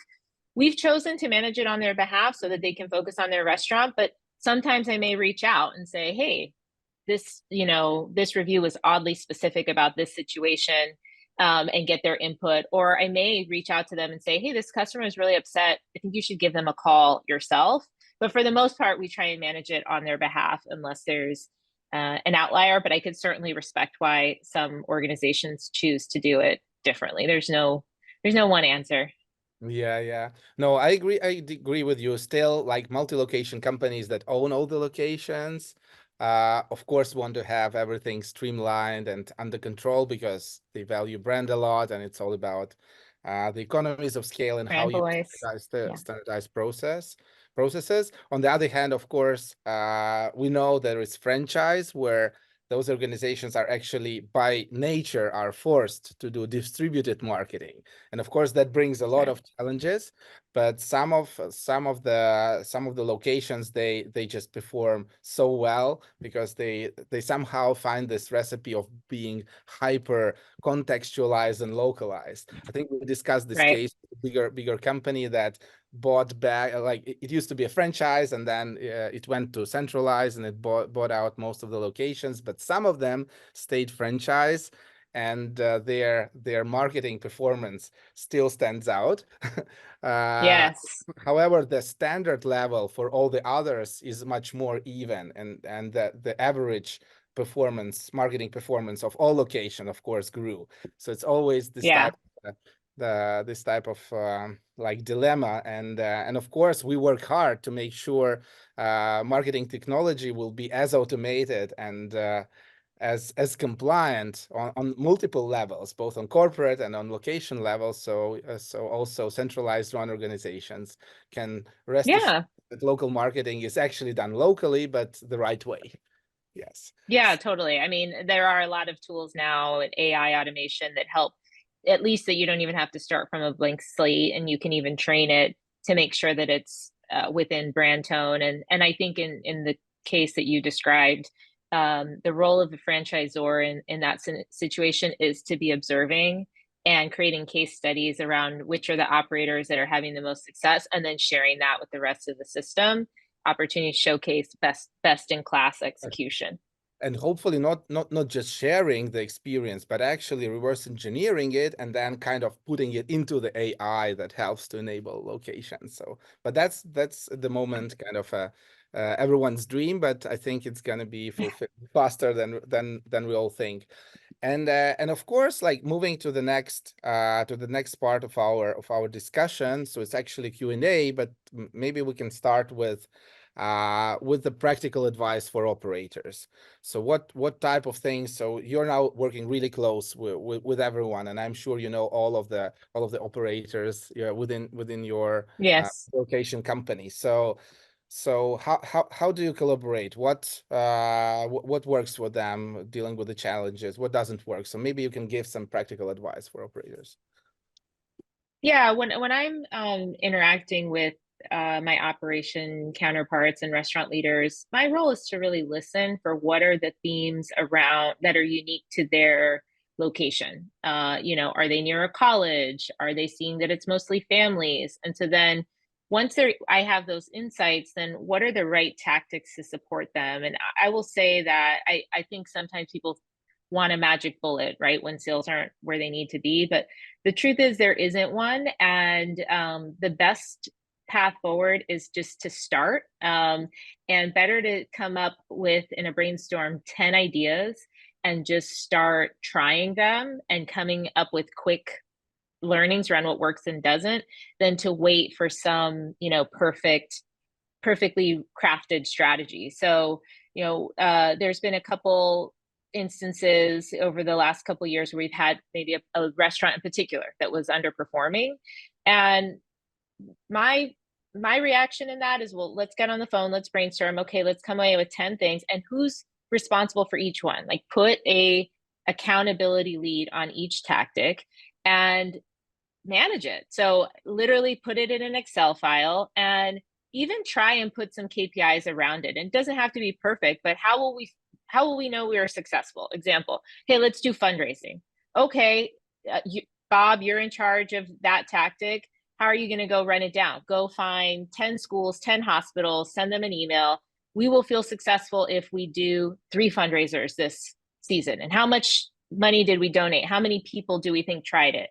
Let's do a promotional code for, the college around the corner. How many redemptions did we get? Just start bulleting out a list of tactics and try measuring them. And when something doesn't work, you cross it off the list, you fail fast. And by the end of a sprint like that, if you walk away with 3 proven tactics that you feel help move things in the right direction, then you found success. So that's my biggest suggestion, is just start and check in often. Create a weekly accountability meeting, and that's the only way that you'll really start to feel progress in the right direction, is trial and error, KPI setting, and accountability checkpoints.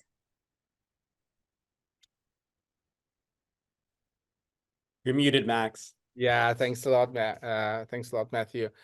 Yeah, so that really sounds like an advice for a startup, which the new locations actually are. And yeah, so better to try out and fail fast than rather than plan forever and go like overanalyze. And so decisiveness is the best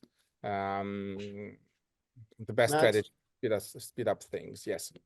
I think that we have enough time here to hear from the audience. Can I get some questions, or will we have to sit here in silence again, as we did earlier? Hey, Jessica, I had a question. It was 2 questions, actually. The first one was with regards to attribution. How do you think about attribution? How do you use it? How important is it to you? It's pretty important to me. So there were certain tactics that I may do that I believe drive awareness, but I don't have a great path to attribution. And so there will be a handful of those things, because just based off of years of experience, there are certain things that you just kind of know move the needle, but you can't quite measure. But it's really important to me to have a healthy balance of things that do. And so a case in point would be, I had a location in Harvard Square that was really struggling.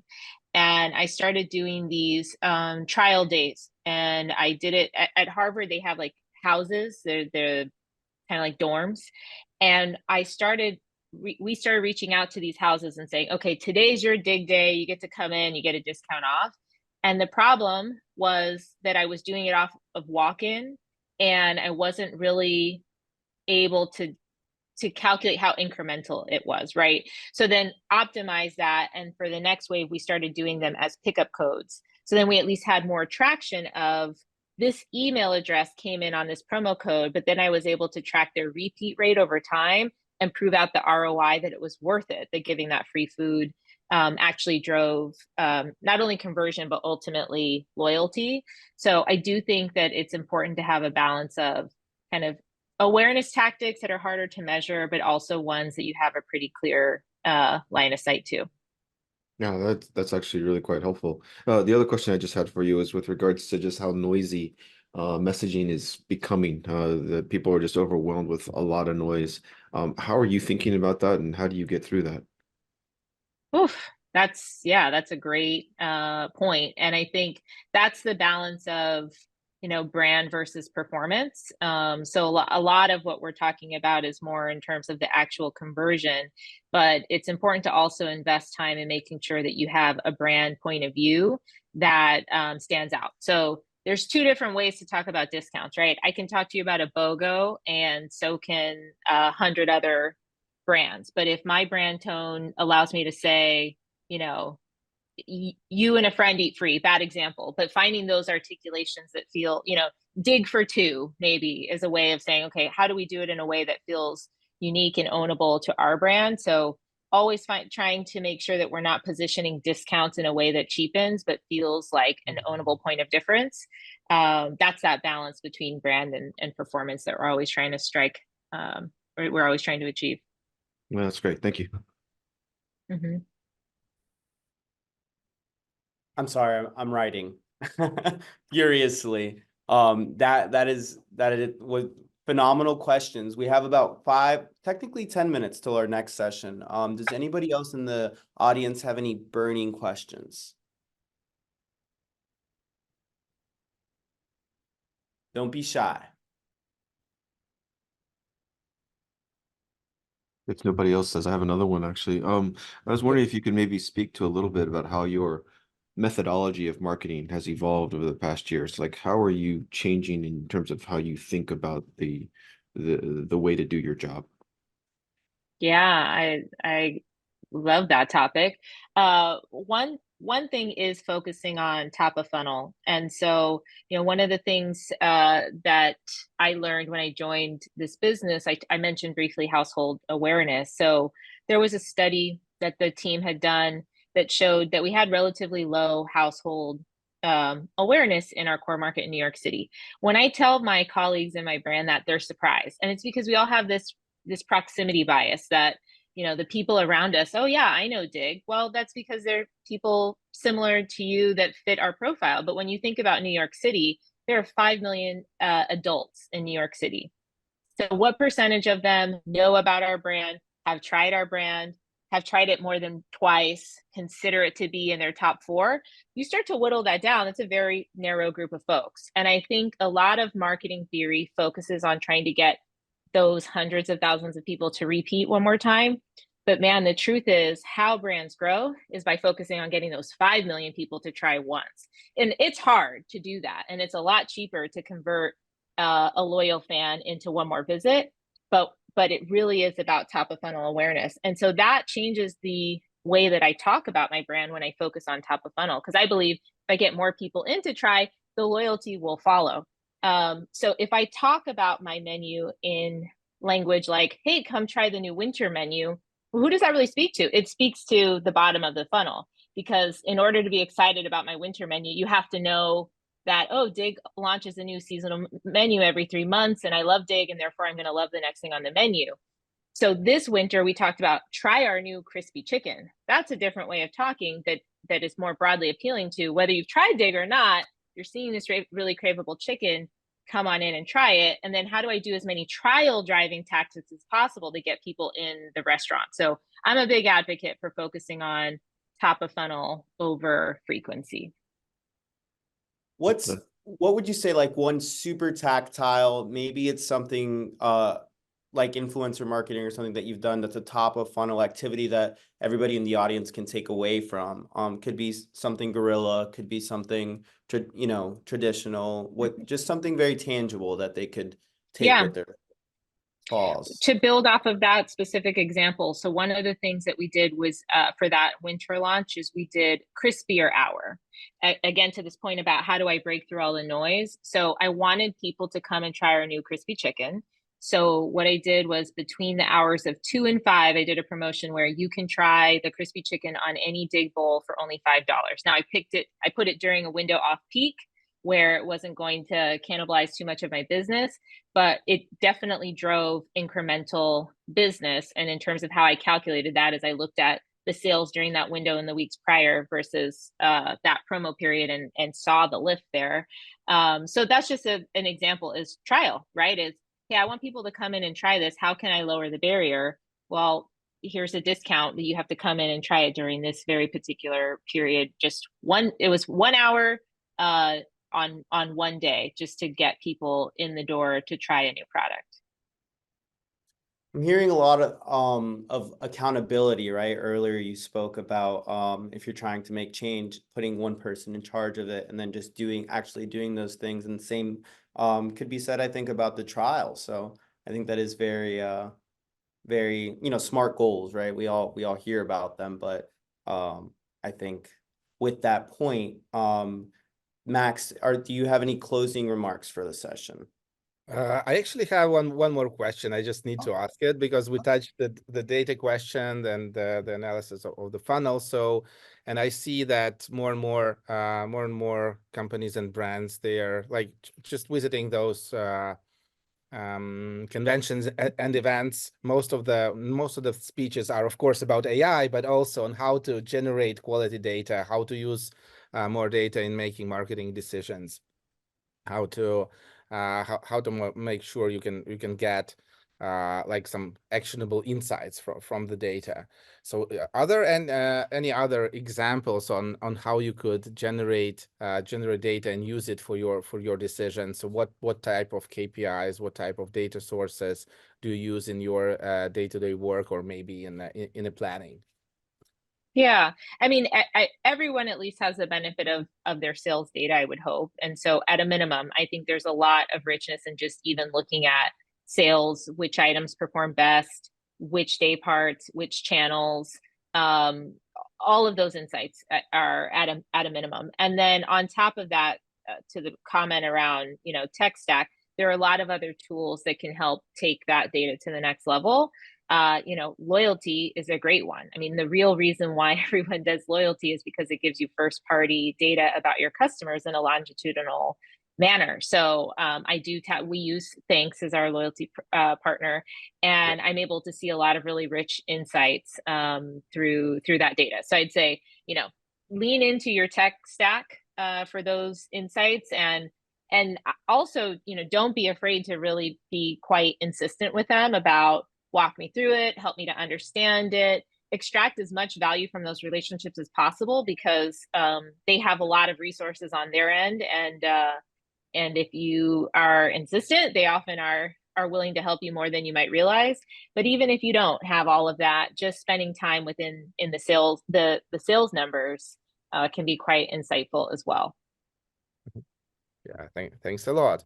And maybe last question is about the future plans. So what are the midterm and long-term things that you have in mind and that inspire you? Because I see that like more connection to locations and to operators inspires you a lot. So you see how your advice and what things you do, the things that you do are actually helping them, and you feel like your decisions move the needle. But what's the big goal and midterm, long-term goals that are inspiring you? Yeah, I mean, I absolutely love what we do. I love this business. I think there's something so amazing about the power of food and how it can bring folks together. In terms of our goals, it's to scale. So looking forward to putting, more units into the ground over the next several years, and to continue to build the brand love that we've just kind of started to percolate in Manhattan to new markets as well. But I've really enjoyed this conversation, and I'm happy to continue the conversation with anybody who maybe didn't want to ask a question in this format. Feel free to reach out. Happy to chat this anytime. Yeah, thanks a lot for joining. It was a privilege to have you. Thanks for sharing all the advice. And yeah, like the whole America needs dig as fast as possible. So hope you scale faster than you. Especially Florida, right, Jessica? We're coming to Florida next. We all agreed on that. Yeah. Yes. So that's the next market we're entering. If anybody in the audience is in Florida, so please, guys, connect with these people. They're a wealth of knowledge. Seriously, take advantage of it. Only in these franchising types of communities do you get to speak directly to industry leaders. I mean, it's not common. So please take advantage of it. And with that, a massive thank you, big hugs. And we're rolling into our next session, which is titled Women, which is in conjunction with Women in Franchising. And the title is Who Runs the World? And as you can guess, the answer to that is women, right? So I think it's a Beyonce quote, but could be wrong about that. So it's going to be a 40-minute career talk, women's stories in franchising. And like I said, the title is Who Runs the World? So here's the agenda. What sparked your franchising journey? Our speakers are going to we're going to be hosted by Madeline Zusk. So please go ahead and unmute your mic and take it away. Hi, everyone. I think I know most of you here. Tony, you're crushing it with the day glow over there. I love it. Well, I'm happy to be back. I haven't hosted in a hot second, so I'm excited to do this panel specifically. My background is as follows: currently a multi-brand, multi-unit franchisee of 4 different home service brands. We have upwards of about 50 units in the Philadelphia area. Currently the interim CMO at Premium Service Brands. We've got 9 home service brands, 600 franchisees across about 1,300 locations. And I'm also the founder of Brand Careers, which is an executive franchise recruiting firm, and also do a lot of marketing and business consulting in the franchising world as well. So super excited to be here, have all the sides of franchising, successful locations, failed locations, acquisitions, you name it. Joining me, we'll pass the buck right over to one of my mentors and someone who I consider a dear friend. Well, all of them, but Diane, please take it away. Good to see you all, and thanks so much for having us. And of course, I got reached out to about if I wanted to hang out with this group of women. I'm like, are you kidding? These are my friends, and we would be friends in real life, I like to say, not just in franchise life. So it's always fun to sit and talk with other powerful women that are in franchising. Right now, I am the COO of Wise Coatings. We're an emerging brand. We have 33 locations. We're going to finish this year at 50, and then it's finished next year with 100. As everyone knows, the big balance is finding the way to franchise and get all the sales in, but make certain the corresponding operations and support are there at the same time. That's something we're working very hard on to make certain that we provide that good balance so our franchisees feel well supported and taken care of. I found my way to franchising. I stumbled into it. I'm so curious how many people stumbled into franchising. Did anybody? Everyone. Everybody stumble in. I think it's our way, right? We stumble in. And so I stumbled into it, but I've had what I like call 3 careers. I was in corporate America. I owned my own meeting and event planning business for a while. And then I've been in franchising now for 24 years. And some of those careers kind of coincided with each other because my experience level would be that I'm 167 years old, but because I've been done so many things in these different areas at the same time. But I've been in franchising 24 years. I helped Shannon Wilburn with Just Between Friends grow the brand from one little crummy location in Tulsa, Oklahoma to 160 in 32 states. And now I'm doing the same thing at Wise Coatings, and it's really been a lot of fun. I love being in this particular, I'm in home services. And for those of you who are women and in home services, you know that it's where there's people say that I'm a woman in construction now because, we do a lot of work in people's garages and fall kind of in that category. And I'm thinking, I never thought I would be considered to be a woman in construction. And yet here I am. So, thanks for having me. Moving on, we have Ashley Mitchell, who we are, I swear, we're like sisters, but unfortunately Pennsylvania is bigger than I anticipated, so we're actually a couple hours away. But she is the VP of Marketing over at East Coast Wings and Grill, so we're gonna flip it. Formerly with Streamline Brands, now with East Coast Wings and Grill, so she's got the youth market as well as the food market covered. Ashley, thanks for coming on. Yeah, thanks for having me. And yes, we are too far. It's like so close, but so far. So as Maddie said, I'm Ashley. So I've spent my entire career in marketing communications roles. I started franchising when, like Diane, I fell into it in 2014 after about 6 or so years stint with the Walt Disney Company. So my franchise experience, as Maddie alluded to, kind of spans consumer marketing, franchise development marketing, mergers and acquisitions, both acquiring and being acquired by, and working with different private equity firms. I've been a fractional CMO with a handful of brands in a variety of industries: youth enrichment, beauty concepts, QSR, B2B services, home services, and I currently lead all things marketing for East Coast Wings and Grill. Love it. And then rounding us up, we've got Tony. Tony, thanks for joining. Tony is I don't want to say new on the space, but very, very recently started to gain a lot of popularity with how great she has been at coaching others to succeed. So I'm really excited to have her on here. Thank you so much, Madeline. I just got a caveat. I am not going for the sexy. The lights just went out in Houston's getting another bad storm. So I am by cell phone light and battery on the computer. If I drop off, y'all know what happens. So my name's You're making Tony it work.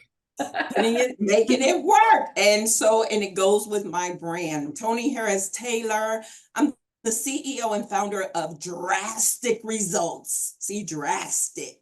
Not just drastic, but drastic results, marketing and sales coaching, where I partner with franchisors to teach their franchisees how to show up, be up, follow up, so they can blow up their business. I'm also an author by that same title. I am a award-winning franchise, multi-unit franchise owner with Network in Action. Network in Action, just for your point of reference, is in the category of BNI, but different. I like to say their burgers are round, ours are square, but we have, and I run a franchise supplier group as well. So I'm happy to be here and honored to be asked. Awesome. Well, I might go a little bit off script, but Promo Republic knows that is the Maddie way. So we're gonna get right in here. And instead of just talking about sparking, there you go, sparking the that's better. Yeah, exactly. I think what is going to be kind of some of the most beneficial talking points for the people on here is less about us and more about the how and the why for women in franchising. And I want to focus on something that Michelle and Courtney and Eric over at Franchise Business Review focus a lot about on and have a report on it is top franchises for women. And as Diane kind of alluded to, it wouldn't be, you know, the stereotypical, you know, consignment children, but a lot of it is in home services. One of my biggest brands, MaidPro, is there as well. So it really spans a lot of industries. And Ashley, I want to start with you on what does it mean to be one of the top franchises for women, and why is it important that we pull that kind of list? I think it's very apparent for those on this call that we realize that, you know, while there is always going to be a, you know, maybe a pay gap, or we're still always fighting for equity on, you know, the female to male side of things, I think franchising for the most part has always been very welcoming. I have never felt like we didn't belong at the table. But unfortunately for most of society, you know, that is something that women will continue to battle along with other segments of people. So why is it important, and why is that we pull this list, and why is franchising so great for female entrepreneurs? Yeah, I mean, it's super important because it shows that your brand is, to Maddie's point, welcoming to everybody. And it gives you that diversity of different opinions. We all see things from a different lens for various different reasons. And so if it's something where you can say we are a best franchise for women, it shows that you value those different perspectives, and you don't just want cookie cutter, the same exact franchisee. You want men, you want women, you want people of different ethnicities. Like, all of those different things are so important to having a well-rounded franchise brand, because those are also the customers that you're serving. You're not serving somebody that is the same as everybody else. Every single person is not going to be the same. So you need to have those different perspectives and opinions on your team, from your franchisees at your executive table, to make sure that you're hitting all of those points and not just going in so narrow focused. I agree. And Diane, talk to me a little bit too, because you talked about Fran Dev and, you know, why it's important, to Ashley's point, to bring on different segments of women. You know, are women one of your target audiences? I know for MaidPro, we often made these kind of, I guess we'll call them avatars, where one of them was the mom that wants to make it home in time for, you know, their kids' soccer games. The other one, you know, one that's empty nester and ready to start their own career. So is that something that you look at segmenting, Diane? Maddie, of course you gave an amazing example right there, because what the example that you gave is that we can't make it in business on the one cookie cutter type. If you haven't looked around, that cookie cutter is looking a lot different these days, right? And so if you think that it's, well, we have this one avatar, that's who we're going for. Well, certainly in the case of it, since we're running about a 50-50 male to female, I guess if you don't mind not getting 50% of the business that's available out there, And when you look at people of color, when you look at people of different varying ages, I mean, we want them all, right? We want to be able to appeal to all. So I know one of the things that we've worked through, and I've now my third franchise company, is to certainly identify your primary avatar. I don't think there's anything wrong with that. Who is the most likely person that would be coming into, from a franchise development standpoint, who would be most likely to own this company? But then finding your secondary avatars also, because there's so much gold in those hills. And I know when I was working with JBF, our primary avatar was a mom aged 25 to 35 years old. That's who it was. But what about all the grandparents that raise kids now? What about all the single dads? What about the dads that have, there's dad couples that have kids.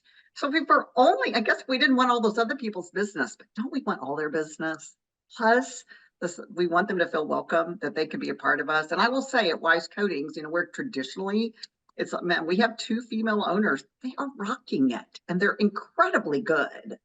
And so right now, that's our focus, is to be certain that we are identifying those people, who it is that is the most likely person to be successful with us. The wonderful thing about franchising, as everyone knows, is yes, you work like crazy, but you do have the flexibility. What's the latest survey? 50% of the people go into this now because they want control and flexibility over their own time. And that's something that, regardless of what gender you are, what age you are, that is very appealing to all of us. Yeah, and you made a good point on like who your target customer is. So one of premium service brands is ProLift garage doors, and we're talking garage doors. Like, you would think male all the way. You know who the primary purchaser is? Are the females. They're the moms. And one of the reason being is that one of the biggest causes for accidents when it comes to outside the home is garage doors falling on children, falling on pets. So I really encourage you as well, when you're describing not only the offering that, your product or your service brings to families and women and men, but also, how does that benefit you from a franchise development level? Oftentimes I consult with a lot of franchise brands that, we're so good. Look at this press release. We do this, we do that. But what are the benefits for your owners? And if you're segmenting them out, oftentimes, and I know I've got 3 young kids, and it's amazing the amount of emails and calls I get from the school versus my husband. And we both have the same, we're both listed as the primary. So it would behoove me to not at least say that one of the benefits would be being home more, being more active. And those are the kind of pain points. Those are the kind of benefits that your potential franchisees want to see, that oftentimes a lot of other career opportunities are not giving or not vocalizing to a lot of the segments of people. And you can even say, to people with disabilities, people of color. I know that the IFA is doing this Ascension program that's really, really great to bring even more diversity into franchising. So I encourage you to not only do it, but really hone in on the reasons and the details and the benefits of why we want diversity, not because we want to be able to put stats on the scorecard, but because we truly understand that we're benefiting all sorts of different lives. So Tony, talk to me about how you coach your franchisees. What are and franchisors? What about ones that might not be, one of the top franchises for women? What about the ones that, maybe they're only employing men, or they're not appealing to their entire target market? And to make things a little uncomfortable, because that's what I do, I am a consultant for a brand, and they are a franchising concept that deals with kind of watching the children, if you will. And one of the franchisees is Black, and said that they only want to target Black women-owned businesses and networking capabilities. And it can be hard for franchisors to tiptoe around that and say, well, if you only do that, I respect that you're Black, I respect you've got diversity, but you're also going to segment out a big portion of your potential customers. So how would you kind of approach that for franchisors that might not be as inclusive, but not necessarily, but more by accident? So thank you for that question. I appreciate that. When I first came into franchising, I was literally shocked that of the lack of diversity. And I talk about it openly like you, the lack of diversity. And here's what I know for sure. The franchising world is not networking and showing up where women are, people that don't look like them are. And the only way you're going to reach a different demographic is to show up where those people are. And I get it that you may be uncomfortable. And so you've got to learn how to show up there, or have people in your friend dev world that look like the people you want to target and can speak the language and show up in the rooms. Now, I'm all about getting uncomfortable, getting drastic. And so in order to recruit a different demographic, no matter who it is, you got to be in the rooms where those people are. And to speak to that franchisee who only wants to target a certain demographic, there's no difference than, white males only targeting white males. You're leaving out a lot of money. And listen, we're here to make money. And so I would coach her on, and it's probably her comfort zone. It's back to people are staying in their comfort zone instead of hitching your wagon to someone who can show you the way, or being there with you to help you navigate. So my goal, I'm relatively new to franchising, 5 years. But my goal is to also talk to Fran Dev teams about how to network for diversity. Because if we stay the same, it's not going to win. You're not going to win. Our population out here looks totally different than it does inside of franchising. And so I'm actually on a mission to bridge the gap, help y'all, I'm in Texas, help y'all bridge the gap between the entrepreneur ecosystems out here, women, Blacks, Hispanics, Asians out here, and bridge the gap into franchising. It's all about getting out your comfort zone, finding people who are connectors inside those areas you want to be in, and then building relationships, showing up, and it's amazing how things will transform.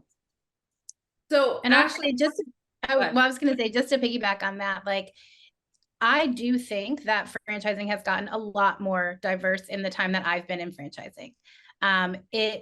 I'm not saying it's there all the way, and it has a long way to go, obviously, but it has, from the first time that I went to a franchise conference 10 years ago to now, there are definitely more people that are in those rooms than were, more types of people.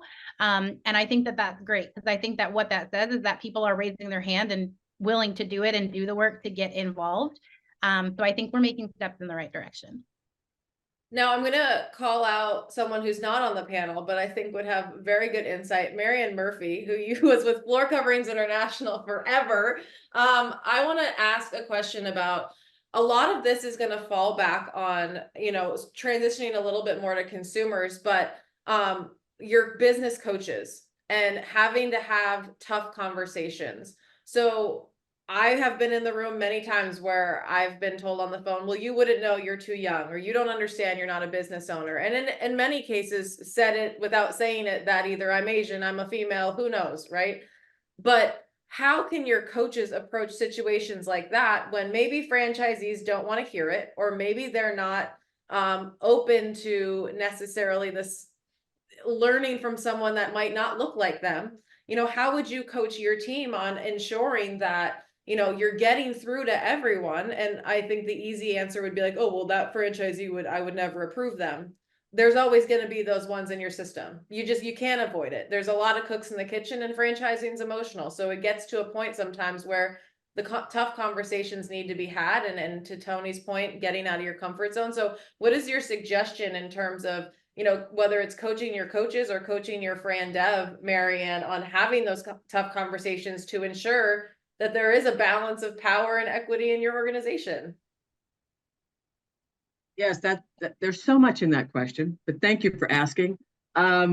Yeah, I think one of the things that I found probably one of the most successful opportunities I think that there is in franchising, whether you're an emerging brand or an established brand, is the closer that you can keep franchisees together and holding accountability to each other, as opposed to like brand compliance or any of those like the stick and the carrot kind of thing. When franchisees hold each other accountable to marketing efforts, market share, any of those types of things, when there's that type of accountability, there's also that type of help. And I often say that, you want to see somebody get brand compliant in a local store, have them invite 20 other franchisees over. Fresh paint never went up so fast, right? So I think as a business coach, to the extent that, and so, some people are newer to the industry, they're younger or older, you're too old, you don't know what's going on. To the extent that you can match up small groups of franchises for specific sprints or specific challenges, right? Have a very defined purpose, beginning, end, outcome, etc. Put them together and then be more of a facilitator of what is happening and what's going on, whether somebody's trying to garner better market share, whether somebody's trying to garner more diverse market share.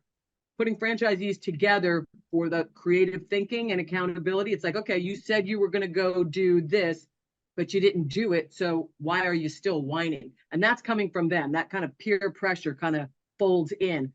And it kind of takes the pressure off, because then on a side back, business coach can step in and say, okay, your little group there kind of beat you up.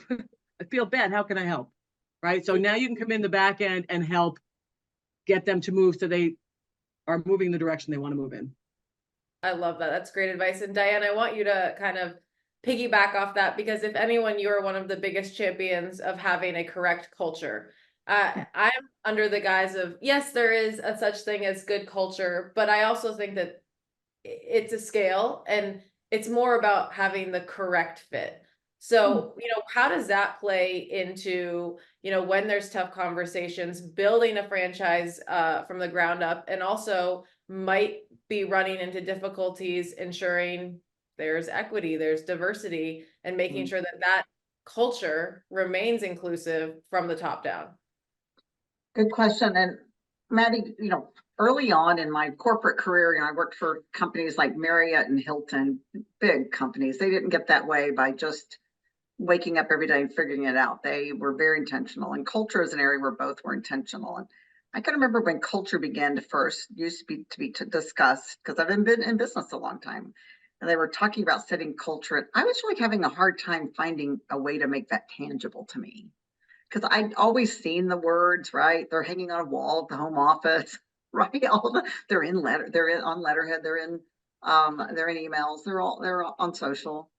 And this really wise person said, Diane, all culture is, I'll never forget this. It's who we are and what we stand for. He said, start there to determine your culture.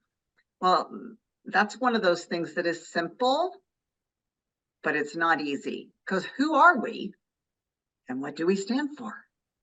Because if we say we stand for diversity and inclusion, and we want to work with people like us, and we look around and everybody looks just like us, I don't think we stand for that. I don't think we do.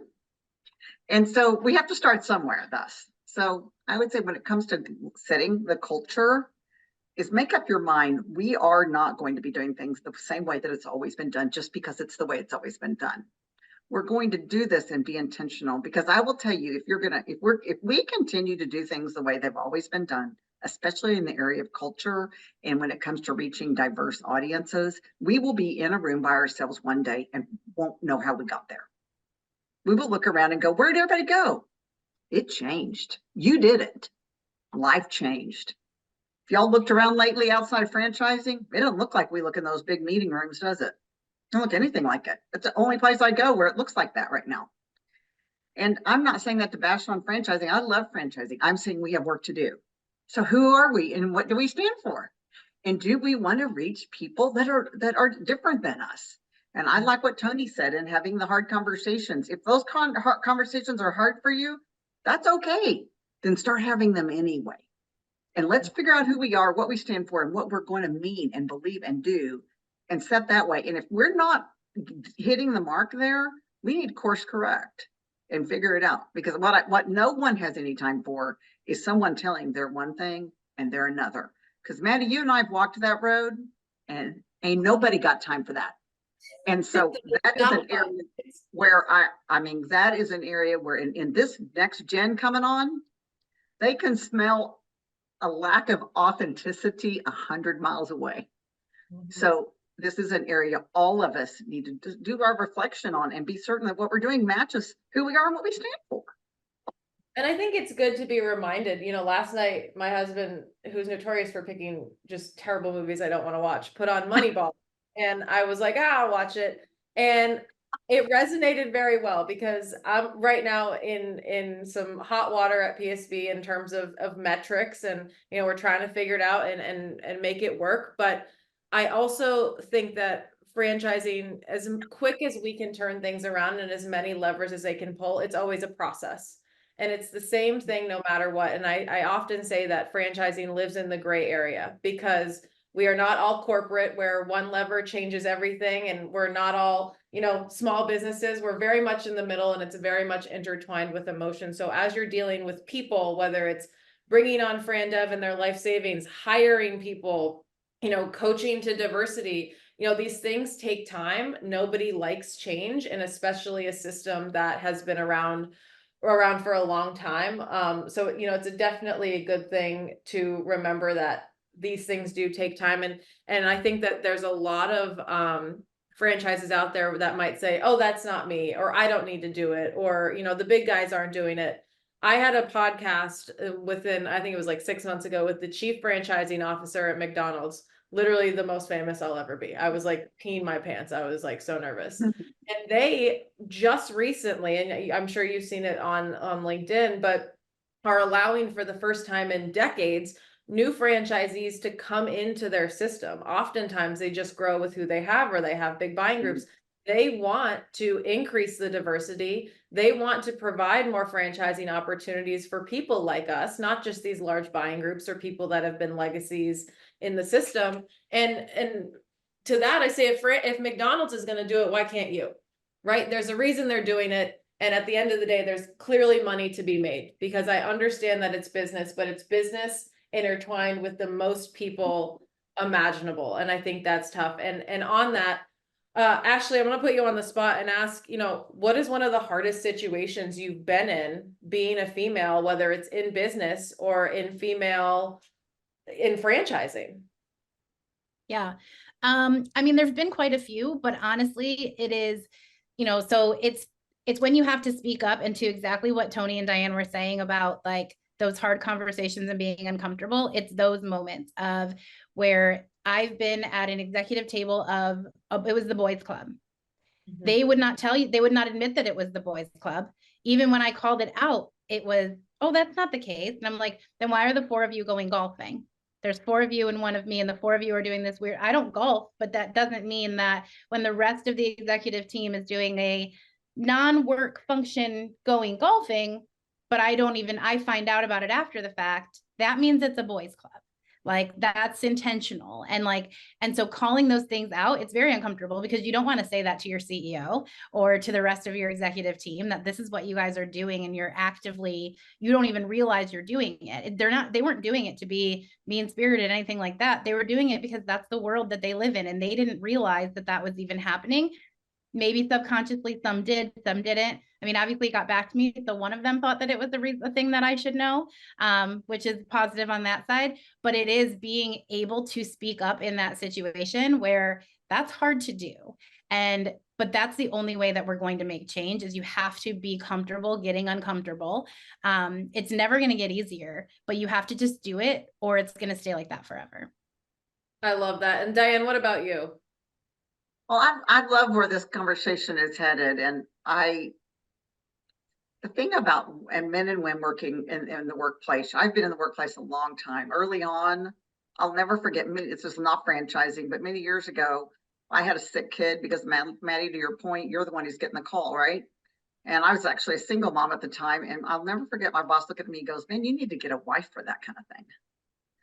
And that is, you know, it was just a male-centric environment. And I will tell you an area that I personally have struggled in. This is kind of sharing a little, probably an overshare, but I think everybody here can handle it. But I'm pretty emotional about things. And franchising, as Marianne stated, is an emotional thing. And because you're talking about people's lives and livelihood and their families. And I can get emotional. And if there's an area where I think we need to grow in business in general and in franchising as a whole, is in the area of handling that it can get emotional sometimes. And that doesn't mean it's a female issue here, you know, that, you know, because I can get them. If I told someone the other day, I have two ways I go emotionally. I'm either like this or I'm like this, you know, over franchising, because I feel the pain of these franchisees, is knowing how to process that emotions can also have a place at the table without everybody getting worked up about it. Because I get that way because I freaking care. That's it. I'm not doing this because it's fun. I wish I wouldn't be doing this. Right, Ashley? Amen? You wish you were doing this. 100%. I don't want to be doing that. But I care. And you know what? It seems like we still don't really know what to do if someone's getting a little teary, a little break in their throat. It gets everybody's like, you know, everybody seems to kind of get shook up about it. Why can't I? And I don't know. I've questioned this. Is this because it was such a male-dominated world for so long? There was never a place for emotions at the table, because that's just not. We're equal, but we're different. This is a difference. And I wonder about that. We just never felt like it was okay. But I have times I get emotional. I quit apologizing for it because I care. And I'm going to leave it at that. I love that. And coming from someone who's the complete opposite, I can appreciate that, because oftentimes I'm the one that's like callous and cold-hearted, when really I'm like, I care. I just was born without tear ducts. I don't know what to tell you. Well, we need a balance of both. You know what I mean? If everybody was around the table crying, it'd be a bad deal. But if people get emotional over business, and I get emotional because I care, and I look at the franchisees and I see the fear in their eyes, and my heart hurts for them, and I just want us to be able to respond to that kind of thing. And Maddie, if yours comes across that you come across like you're not having the most emotions, that needs to be. I'll save that for another one. But that needs to be okay too. We need to be able to accept that deep people have a different response, and that all responses are valid and they're okay. And I think that this also will go down, and Tony, don't worry, I'm coming to you too. But I think that this also goes down to how important it is that we know our people, and that we're putting the right people in the right seats, and the franchisees in the right areas and in the right brands as well. So whether you're, you know, a consultant, a brand, a supplier, not every business is the right business for you. I know that typically it's dollar signs, but that can quickly go the other way if you have the wrong people in the wrong seats. And so a quick piece of advice is, you know, we started implementing the DISC profiles, or the personality assessments. And that is a great way to figure out who's going to fit into your system, who's going to be successful in your system. Because you can, on the Fran Dev side, you can compare them to your top performers or not. It doesn't care if you're a female, if you got 5 legs, 12 arms, they're going to judge based on how you think and how you act. And you can also do that for your, you know, your internal culture. Are they going to fit? Are you looking for someone that's a doer, a visionary? So while for me, it always seemed very fluffy and cliche, and like, I'm as type A as they come, like, I got things to do, don't make me take this personality assessment. That thing was spot on. So, you know, we found a lot of success about that, because there's a lot of human error, and there's a lot of space for growth, especially when it comes to everyone working remote, and maybe not all discovery days are in person and XYZ, but that is a good way to help make that is so subjective, objective in the workplace. And so Tony, tell me about one of the toughest times you've had in business and how you've overcome it. So I do want, and I want to add to the comments about being women in business, period. Imagine being a Black woman, the only Black in the room, and the only woman in the room. It is intimidating. But for me, it wasn't a competition, but now it is, Tony. Say that again, Maddie. My light went out. I Say said it again. wasn't a competition, and now it is. Oh, we're in And now overtime. it is. Okay, let Tony go, and then we'll. So I just wanted to say, in business, what I've been fortunate, and I want everybody to hear this, I've been extremely fortunate to have a lot of white male allies who gave me an opportunity because they like me. So how you show up is so important, because my franchisor, I didn't have the investment when I met him. He gave me a break.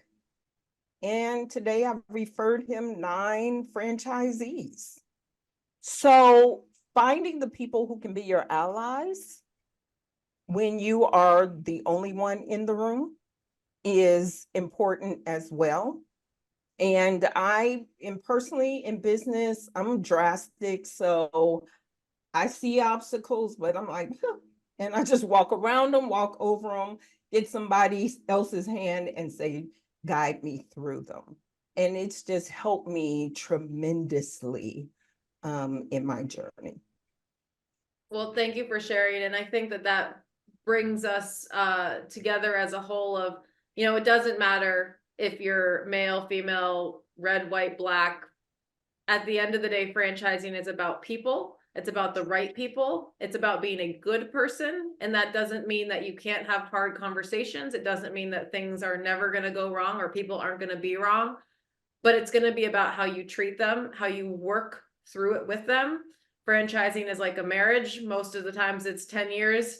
So, I have yet to meet someone that said marriage is easy. So be prepared for the right conversation, the hard conversations, the tough spots. And if it's the right person, it'll always work out. Thanks again, Promo Republic, for having us. And definitely you guys can connect with us on LinkedIn via these QR codes.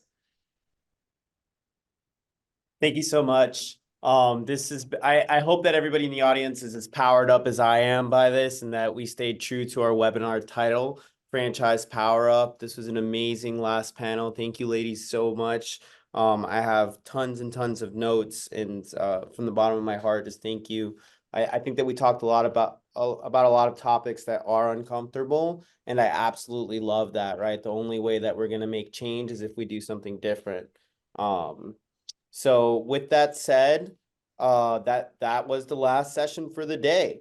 Thank you everybody for coming out, and thank you to Promo Republic for sponsoring the CMO Peer Talks community. Without them, it wouldn't be possible.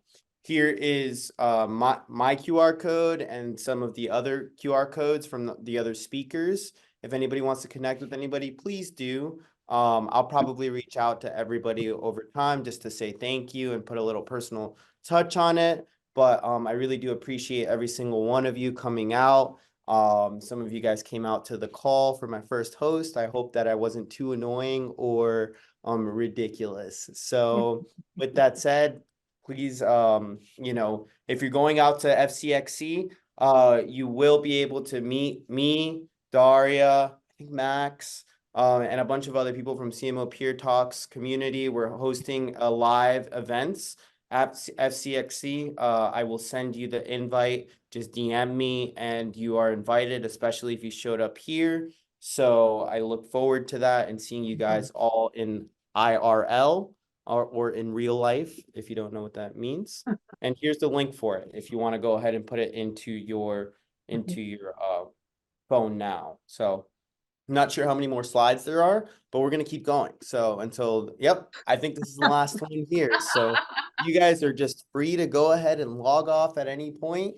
See you guys later. Thank you so much. And I really appreciate all of you guys.